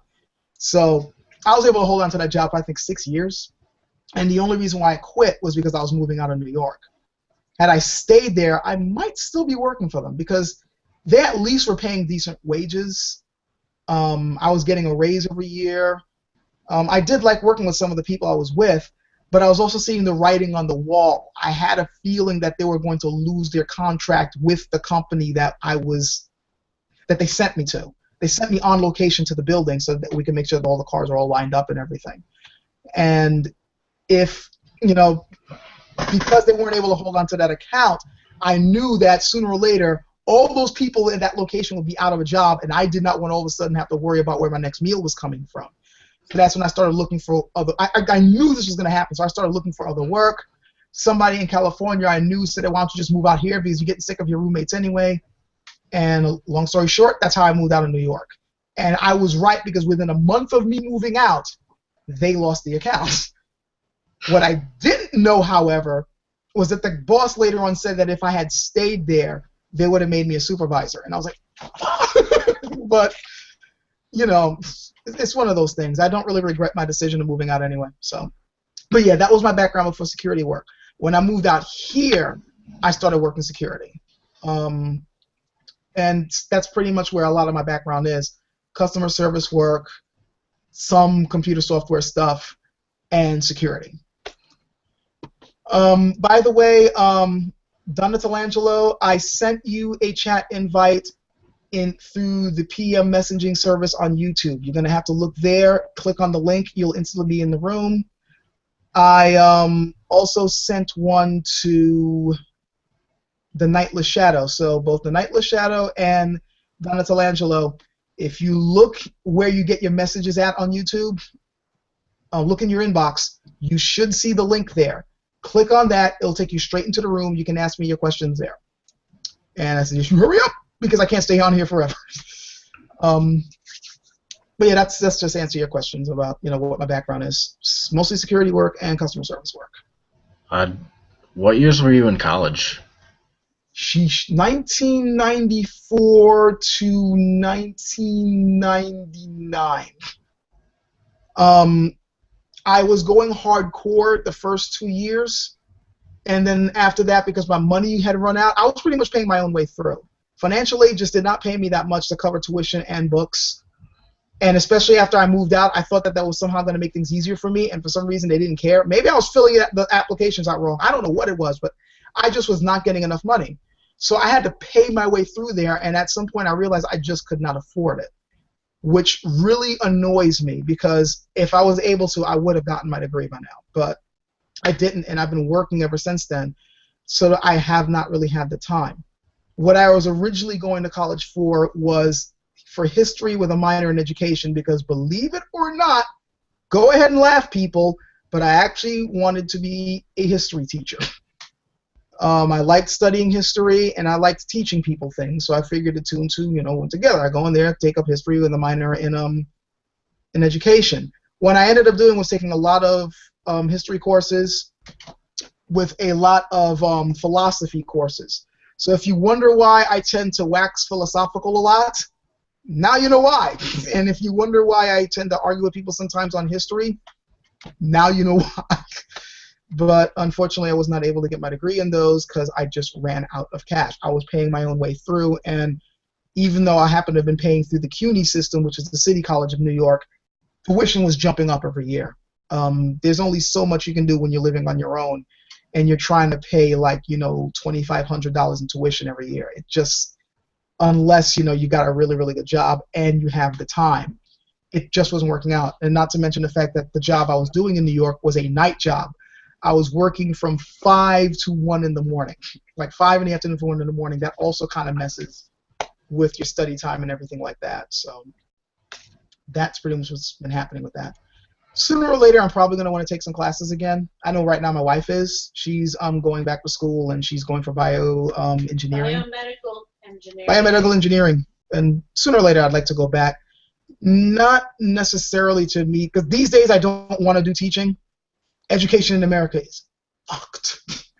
And I've seen what happened to a couple of my friends who were teachers. My father-in-law's a teacher, and he got out for a reason. So I'm not so sure if I want to go that route anymore. Anyway, Daniel, welcome to the chat. Can you hear me? Hello?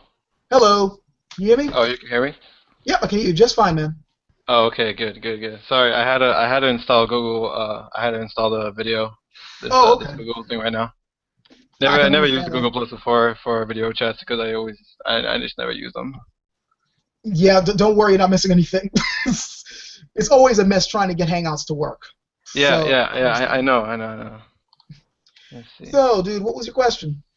My question was to you was why did you want to make videos about swords? That was one of the reasons why I subscribed to your channel in the first place. Just because I was interested in swords. I've always loved swords, and when I say that, I'm not really exaggerating all that much. As far back as I can remember, even to my earliest memories of childhood, I had a stick in my hand pretending that it was a sword.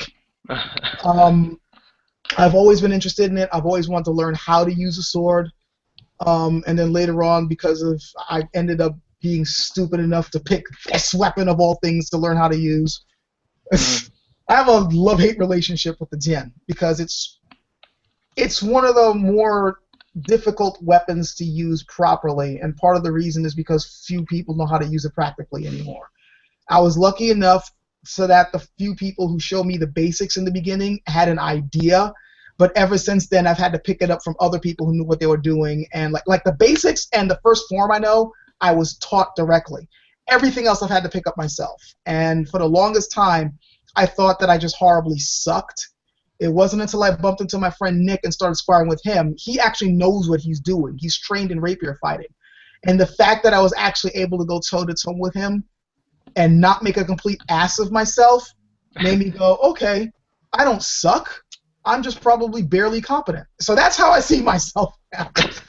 But anyway, as far as why I put up sword videos, it's just because my YouTube channel is a way of me sharing my interests. I share my interest in video games. I share my interests in philosophy. I share my interest in debating about politics and philosophy. And sword stuff is just one more thing that I like talking about. So that's the main reason why I wanted to make the videos. It's like, I like sword stuff. I like putting videos up on things that I like talking about. Might as well do some sword stuff too. Now, granted, I want my sword videos to actually have some value. I don't just simply want it to be me just talking about, oh, I like swords. Swords are cool. This sword's really cool. I want it to actually be useful for the person watching. The problem I have is, since I'm not an expert, and I definitely don't think I'm qualified to teach, I have to be careful what videos I put up.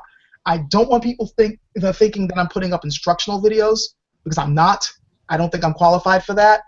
I'm definitely not trying to put up my videos as some type of ultimate authority, which is why I always say, if you guys happen to see a mistake, or if somebody who knows what they're doing sees something wrong, let me know. But at the same time, I know at least a little bit to clear up a few misconceptions that I've seen about sword stuff. And not just on this weapon, but just sword stuff in general. Again, I've been reading up on, swordsmanship of different cultures and different weapons and all that for a long period of time. So it's just me trying to share useful information with people as well as talking about a topic that I'm passionate about. So yeah, that's my long-winded answer to your question. No, okay. Oh, now during the time where you knew about you know, like before you met your friend or anything like this, like how long did it take you to learn those things, you know, before you met your friend, before you had actual, you know, training, you know?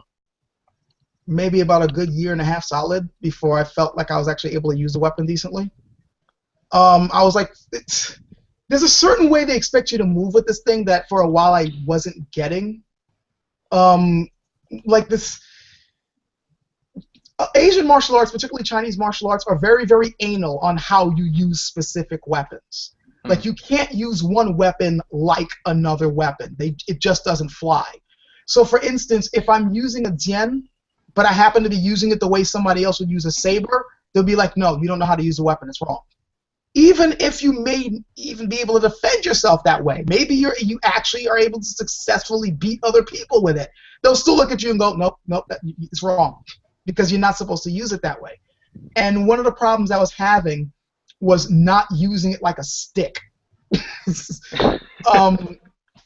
I know it sounds, you know, kind of obvious, but it's funny how when you have that weapon in your hand, how easy it is just to brutally hack with the thing. So even though I was like, I was able to understand the forms and I was able to understand like the basic drills, I wasn't really flowing with the weapon the way I was expected to. There's like a way that you're supposed to like if I'm making a cut, for instance, I'm not supposed to just whack with it. There's a little slicing, mincing action that you're supposed to do with it. Like it's like you don't just wham. It's more like that. There's like a kind of a flick. You might have noticed it sometimes when I'm sparring, like the way I'll flick at somebody's wrist, or I'll do a quick cut like that, and it'll kind of like slice into them instead of just simply hitting them. That's what they were looking for. And there's a way that you move your waist as you're doing it, which helps to facilitate the moment. That really took me a while to grasp.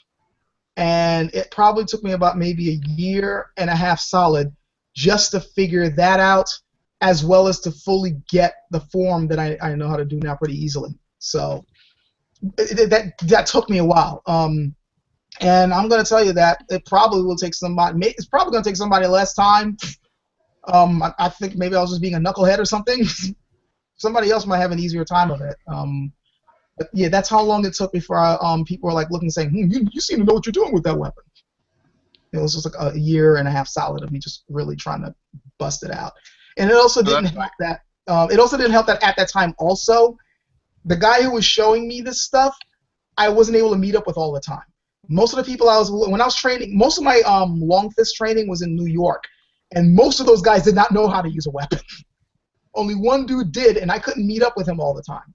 So the few times I did, it's like, oh, you got that wrong, you got that wrong, you got to work on this, you got that wrong, and then like, you know, now I'm in my backyard busting my ass for a week, and I come back, okay, that was fine, but you're still messing up there. Why did you got to lift your foot up higher, you know, stuff like that. So I was doing a lot more barehanded stuff than the sword stuff, which also kind of added on to the time that it took me to get it. So about all your videos you make, are you worried that you get a bunch of criticism by other people? Is that your problem? What do you mean by like my problem? Well, my bad. Not like a problem. I'm sorry. I mean like when people don't know what they're looking at, right? They look at it as like, oh, okay, well, I see something, right? And then next thing you know, they're gonna be like, well, they don't know what they're talking about, right? People get really pissed off, and you know, for the dumbest reasons, like you said earlier. And they don't even know what they're talking about. I know exactly how you feel, because people just don't know when to shut up, and you just tell yourself, you know what, I'm just gonna walk away, I'm just gonna deal with it. And I said, you just nod your head, okay, all right, fine, that's great, believe whatever you want to believe, but I know what's right. Yeah, actually, I understand what you're talking about now.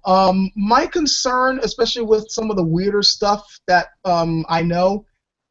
It's not necessarily that I'm worried that... Okay, one of the things is Chinese martial arts, I've said this before, and I'll say it again, and I'm not afraid to say it or who's going to take offense. These days, most people practicing Chinese martial arts do not know how to use it properly, period. And I'm not necessarily saying that, oh, and I know how.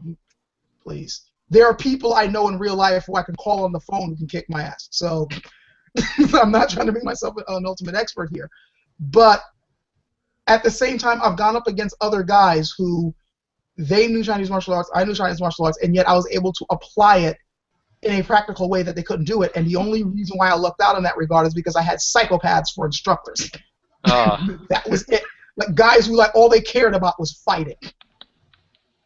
And you rarely find people like that teaching a school. That's, I think, where I really lucked out. Like, there was one guy who was running the school. The place where I really picked up my long fist techniques was actually at a school. But the guy who ran it was also a Sanda guy. So he kind of taught with that mindset. Even though he was teaching long fist techniques, he also was one of those guys that did Sanshu Sanda type stuff. So he wanted us to do body conditioning. He wanted us to like hit heavy bags and things like that. But we were still doing the old school stretches, doing the whole rack treatment, going into splits and stretching out and all that, doing like, you know, the high kicks, you know, walking down one way and then the other, doing the basic punches and stuff like that. It was traditional, but he still had that mindset of, and you got to spar. The guy who really put my stuff together was a guy named Ismail, and I really wish he was around these days. I miss that dude so much. If it wasn't for him, I'd probably still be an incompetent martial artist. That guy was the one who really taught me how to fight.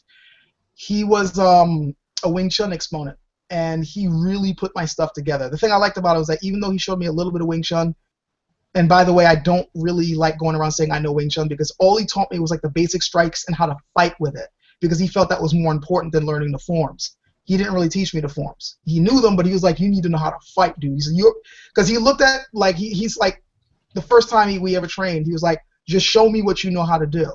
So I started like doing the punches and kicks and stuff that I knew how to do, and he goes, okay, your problem is you know how to do the stuff, you don't know how to use it.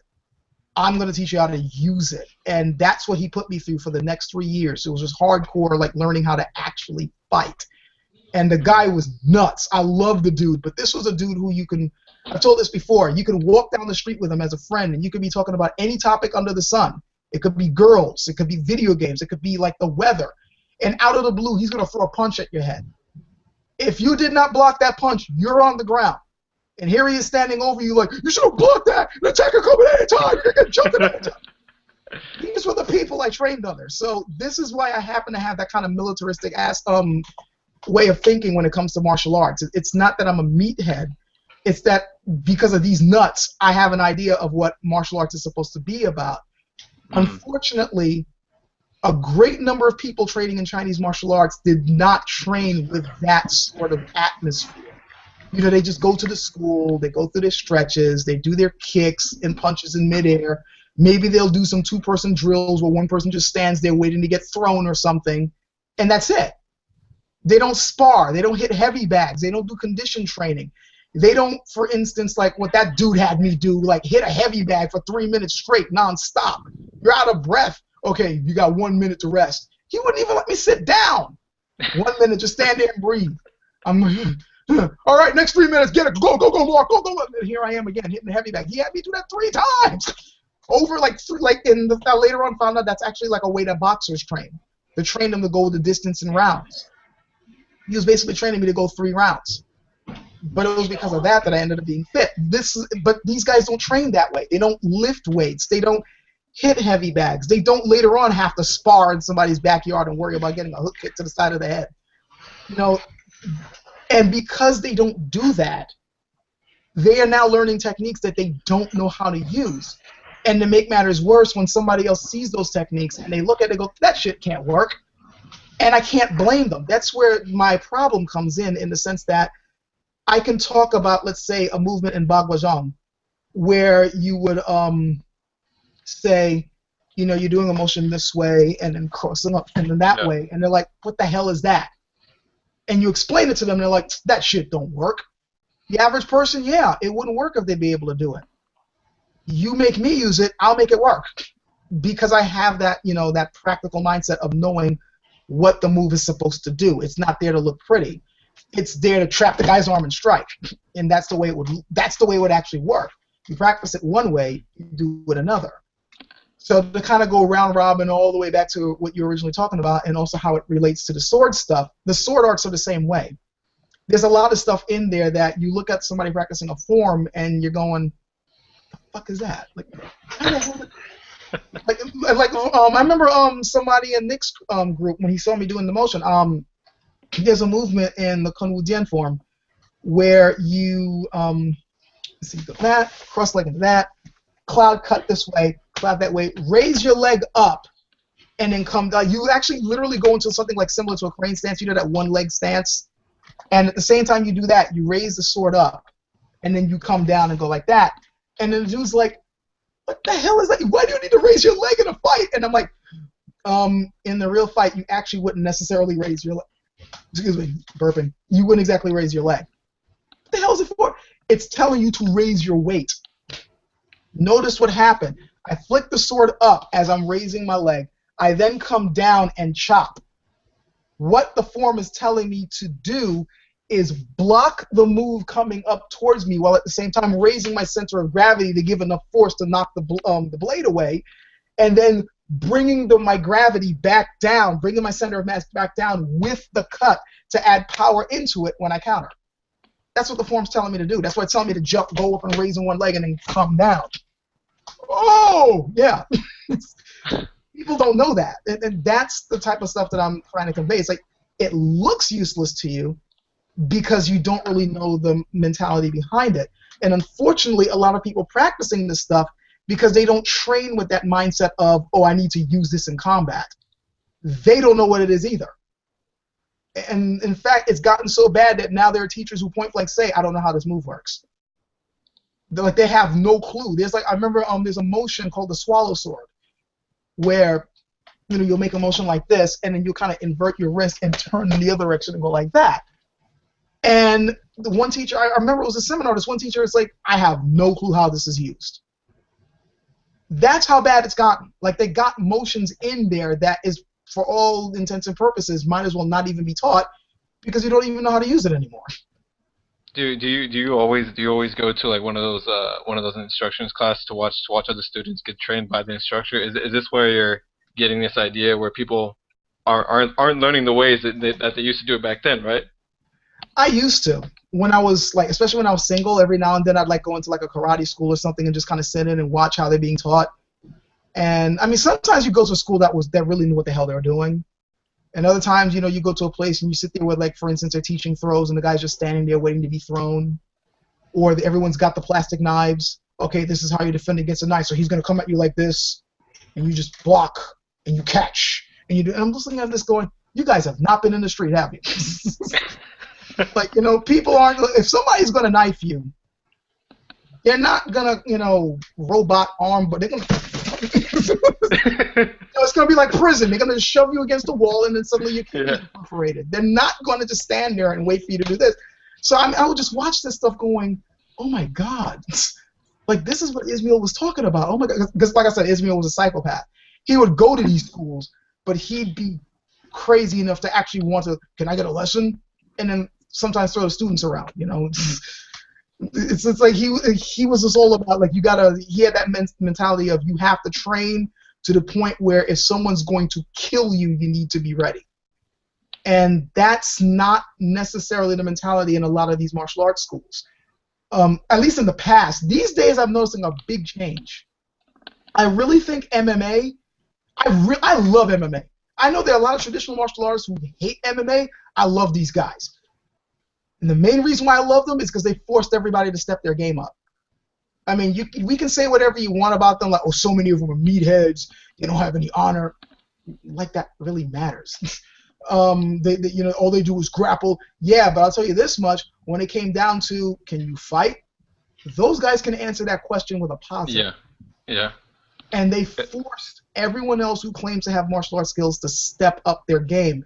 And there have been people who've been answering that call. Like, in the past, it used to be like if you were going to an MMA match and you stepped in the ring, the only way you were going to be able to win is if you knew how to wrestle.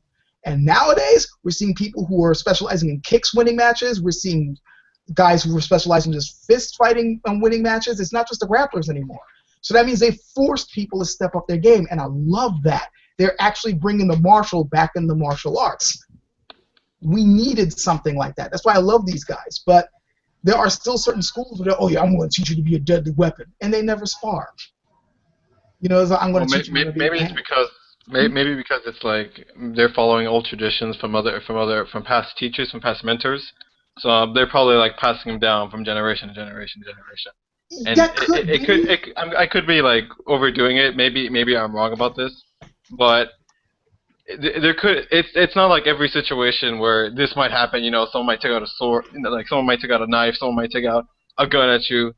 You know, each situation is going to be different. You never know what's going to happen, right? Yeah. I think that you have something there, and that, you know, many times people are just going to teach it the way they've been taught. The problem is, if you go back far enough, you will find that whatever martial art they're trying to represent actually did have a time period when you saw things like body conditioning and sparring matches. You know, like, you know, or people like students actually being able to use their skills. These days, part of the problem is, let's be honest, martial arts aren't really needed in the original ways that they used to be needed. In the old days, fighting, war fighting, protecting yourself, it was all melee. So to learn martial arts was extremely important. If you were going to get into the military, this is what you were going to learn. If you were going to you know, try to defend your village, this is what you had to learn. If you were going to be traveling long distances and didn't want to end up, you know, naked and stripped somewhere, this is what you needed to learn. You know, these were vital skills. Nowadays, there's almost no reason to learn a martial art at all. If you're worried about transporting goods from one place to another, you don't need to hire martial artists to escort them from one spot to another. We got ships, we got trucks, we got all these different ways of being able to travel from one product to another. The military use guns. Yeah, we teach them basic hand-to-hand fighting and all that, but when they go to war, they're relying on, you know, M16s. They're relying on, you know, gunfight. They're relying on ballistic missiles. Hand-to-hand fighting, weapons fighting with swords and stuff is just not in the picture. Personal self-defense, you got guns, you got mace, you got batons. Well, okay, well, batons, then you're going to need some martial arts skill, but you don't even need that. I mean, there's some people out there with, like, no physical fitness whatsoever who will be able to defend themselves very well because they're packing a 1911. And they spent all their time training on how to quickly pull that thing out as soon as they sense danger. There is really no practical reason to learn these skills anymore, except for maybe personal interest. And if you're the type of person who, if you find yourself in a self-defense situation, you either can't or are unwilling to use something like a gun. So with this no longer being relevant, it's the standards for martial arts has become lax. So you can, you know, people are now learning for completely different reasons. Some people go in there to learn out of vainglorious reasons. They just want to walk around saying, yeah, I know karate. You know, they'll just go in there just for that, and it puffs up their ego, and that makes them feel good. There are others who go to a martial arts school, you know, just for the sense of exercise. You know, they know that they're going to get a hell of a workout when they go in there, and that's what they're going to get out of it. There's some people who go in there for a chance of lifting their self-esteem. There's some people who go there just for the social aspects. But the original reasons to go, to protect yourself and to destroy the person in front of you, it's not there anymore. And therefore, the standards that are needed to make your art effective to destroy the person in front of you is rarely seen. And that's what's being passed on. I think that's one of the biggest things that has crippled it. And it's been a slow decline. This is not a recent phenomenon.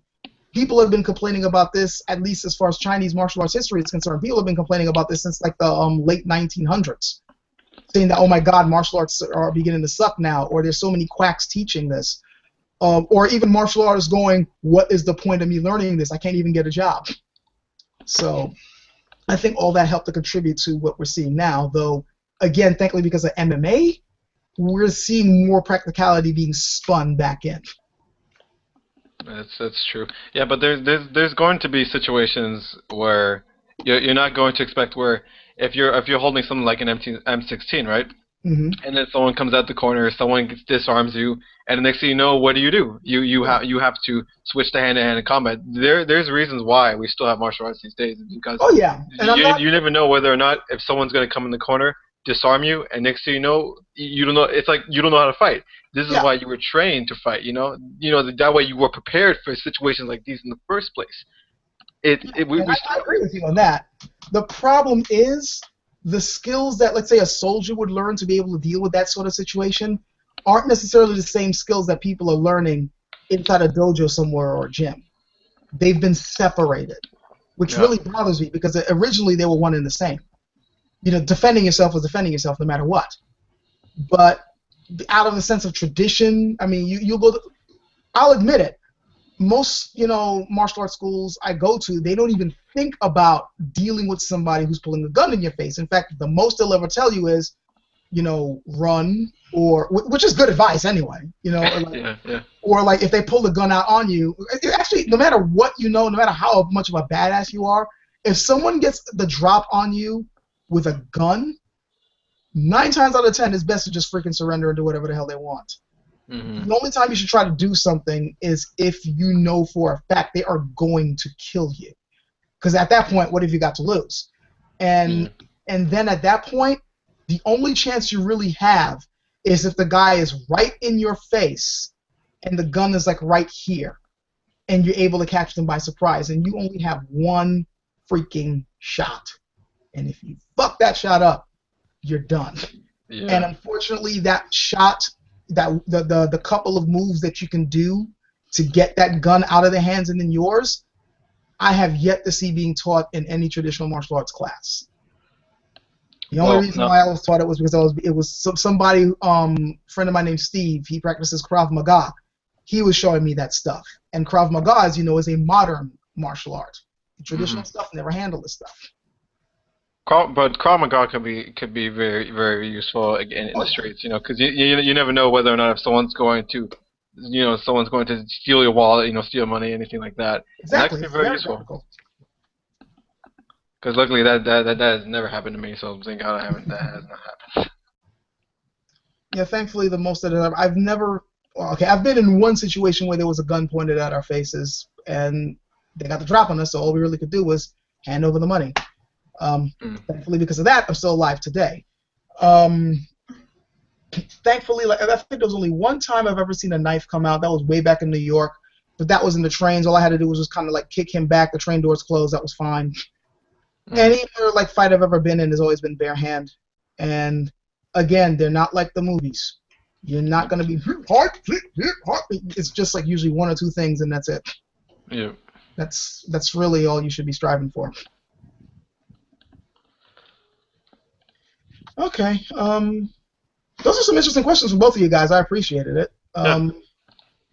I definitely. People usually do not ask my background at all, so I appreciated that, Alan. And as far as Daniel goes, you asked some really good martial arts-based questions, and again, thank you for that. The few people who were watching, I know that this was a mixed match of stuff. It was a mess. I'm sorry about that. Again, I had done this originally just to see if I can get screen share to work properly with some of the games I had. Failure. And then I just simply did I did the rest of the video just so that you guys wouldn't feel like I wasted your time. But I hope it was, entertaining for some of you guys. Do you have any final things that you want to ask or say before I cut this off? Well, one thing. Can I ask just a little question? All right, you ask me a question first, and then Alan will ask his, and then I'll be back. Okay. How did you get into gaming? I'm always interested into people like how do they start it. I'll tell a little short story. Go ahead. I met a guy who got into gaming back in I think it was 1989. He got into Street Fighter 2, and so he was kind of like 16 arcades. That's when all the cool kids were, and that's how he got into gaming. How did you get into gaming? I don't even know if you guys will know what this system is. I first got into video gaming years ago as a kid when I first saw a what's the name of it? This anybody here remember the Spectrex entertainment system? Anybody? No. This is an old freaking machine. It used like vector graphics. It was not the Spectrex. I'm sorry. It was called the Vectrex. Starts with a V. I first got into that because a friend of mine had a Vectrex, and it uses old school black and white vector graphics. And I started playing that at his house, and I was hooked. My dad used to take me to arcades, like old school arcades, the shooters, if you beat 'em up, things like Yeah. that. But I really was like, okay, I gotta get into video games when I first started at Veterans at that friend's house. And then my dad, seeing that I was always going to my friend's house to play there, bought me a Sega Master System, and that was it. That was a wrap. From then on, we got the Nintendo. Then after that, the Sega Genesis, Super Nintendo. I've been playing video games ever since. All the way through my college years, all the way up until now as an adult. That's what really got me into it. Though it's funny that you mentioned Street Fighter 2, because Street Fighter 2 is what got me hooked into fighting games. Like, I was just always playing video games, and loving it, but I was just playing, typical video games. Like, I would go to the arcade and play, Teenage Mutant Ninja Turtles, for instance, that old 4-player machine. I used to play that. And I still remember, once I was there was this one old pizzeria that had Final Fight, the Teenage Mutant Ninja Turtles 4 arcade machine, and then this odd little game in the corner simply called Street Fighter. And a friend of mine was obsessed with that game. And I remember looking at it going, what the hell is the big deal? And I remember putting in a couple of quarters and enjoying it, but the moves were hard to pull off, and the animation was a bit stiff. So it was a game that I would play every now and then. But I was like, why is my friend loving this game? So what's the big deal? Turtles is right here. There's so much better. Then Street Fighter 2 came out. And as soon as I saw that and put my first quarter in there and played with somebody else, I went, now I understand. I was like, that was it for me. It's a wrap. There's a reason why to this day, most of my library of games over there is mostly fighting games. I got all I've owned just about every. Yeah, I have owned every single last Tekken. Even on my PSP, I got Tekken 5 and 6 on there. And 18 and 32. Tekken Tag 2. The Street Fighters, I absolutely love them, with Street Fighter 3 Third Strike being my favorite of the series, hands down, with Street Fighter Alpha 3 being a close second. Samurai Showdown, I've always had a love for that series. King of Fighters, I've always had a love for that series. Now's my attention to mention, for anybody on Steam who happens to have that game, let me know so I can actually play you guys in it. But yeah, I am obsessed with fighters, and Street Fighter is what really did it for me. But I've always really been into gaming. I've noticed that my tastes have shifted a little bit over the years. I've noticed I've been gravitating more toward PC games these days than on consoles, for the simple reason that PC games have spoiled the hell out of me.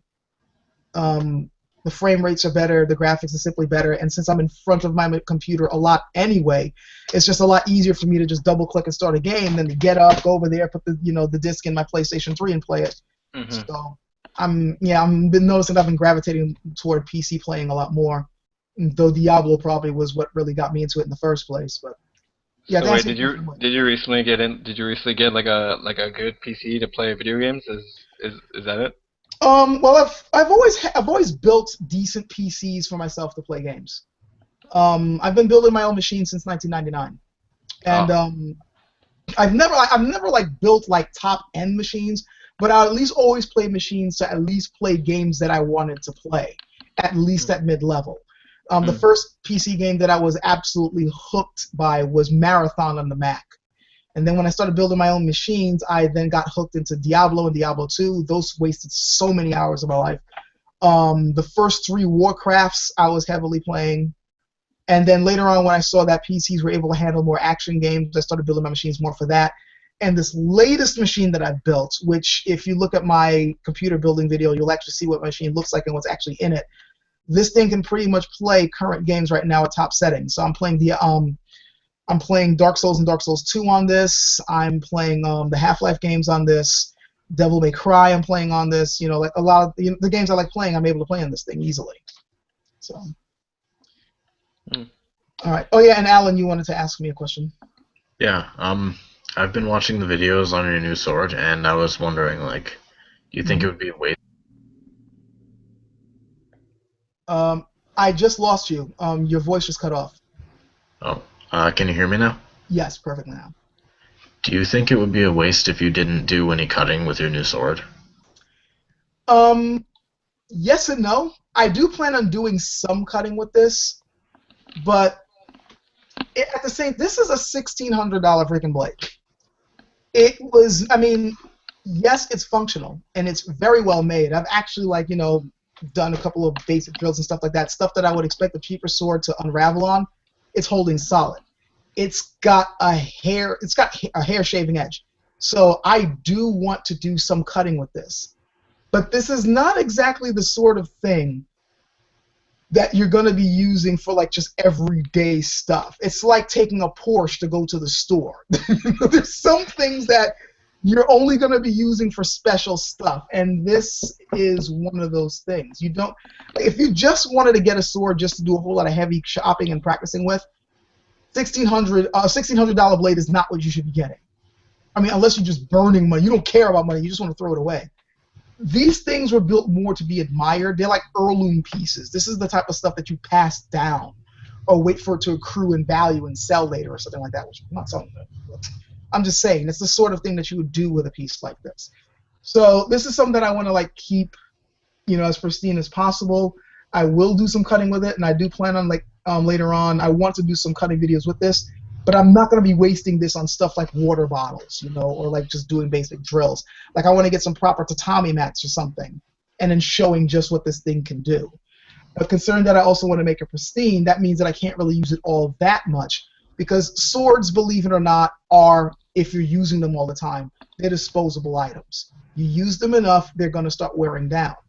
And especially with the patterns on this blade and all that, this is not the sort of thing that you want to put scratches on. This is not the sort of thing you want to see nicks on, or, you know, like blemishes on the polish. You want this thing looking good so that when you show it to their friends, you're like, you know, this is not a beater. So to answer your question, yeah, I am planning on doing some cutting and stuff with it, and it probably would be a waste if all I did was just have it sitting around somewhere. But at the same time, it's not exactly something that I can just simply whip out and use all the time.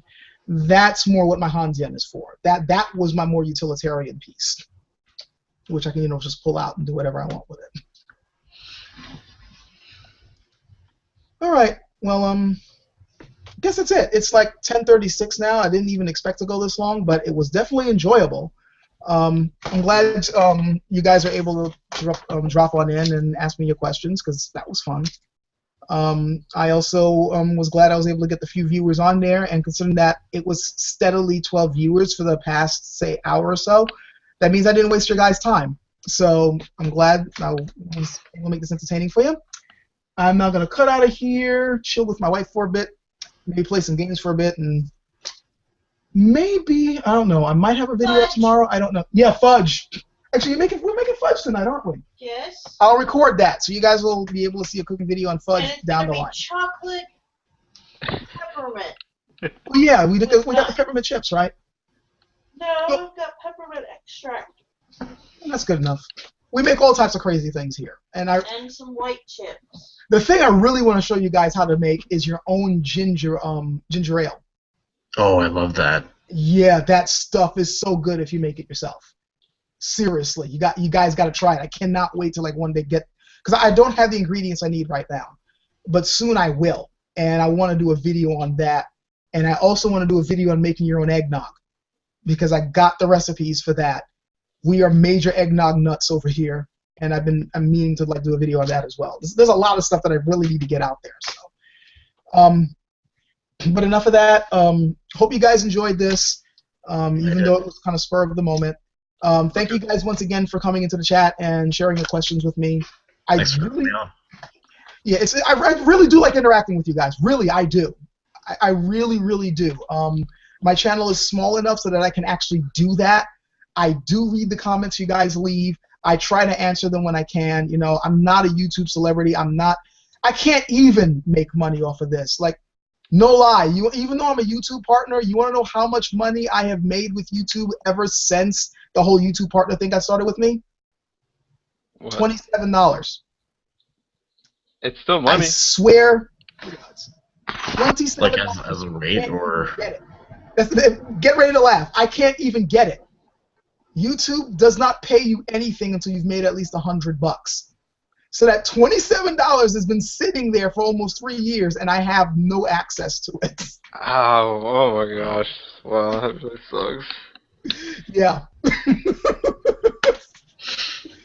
Large channel, I am not. This is one of the reasons why I've actually considered maybe doing a Patreon, but I honestly don't think that my channel deserves to have a Patreon account because I don't think my videos are of the quality or of the subject matter to warrant it. I just put up whatever I feel like, and I just simply edit things with Windows Movie Maker. So that's the main reason why I haven't even bothered going that route. Like, I know Scholar Grim's done it, and he deserves it. I think Demo Man needs to hurry up and do that because he has a lot of good stuff on his channel. There are other people I know who I really think deserve to do that. Me, I am not so sure. It would be nice, but I don't know. I'm yammering on now. I'm wasting your guys' time. Thank you guys for being on. Thank you guys for watching. Yeah. Catch you guys later. Okay. Bye. Bye. Later.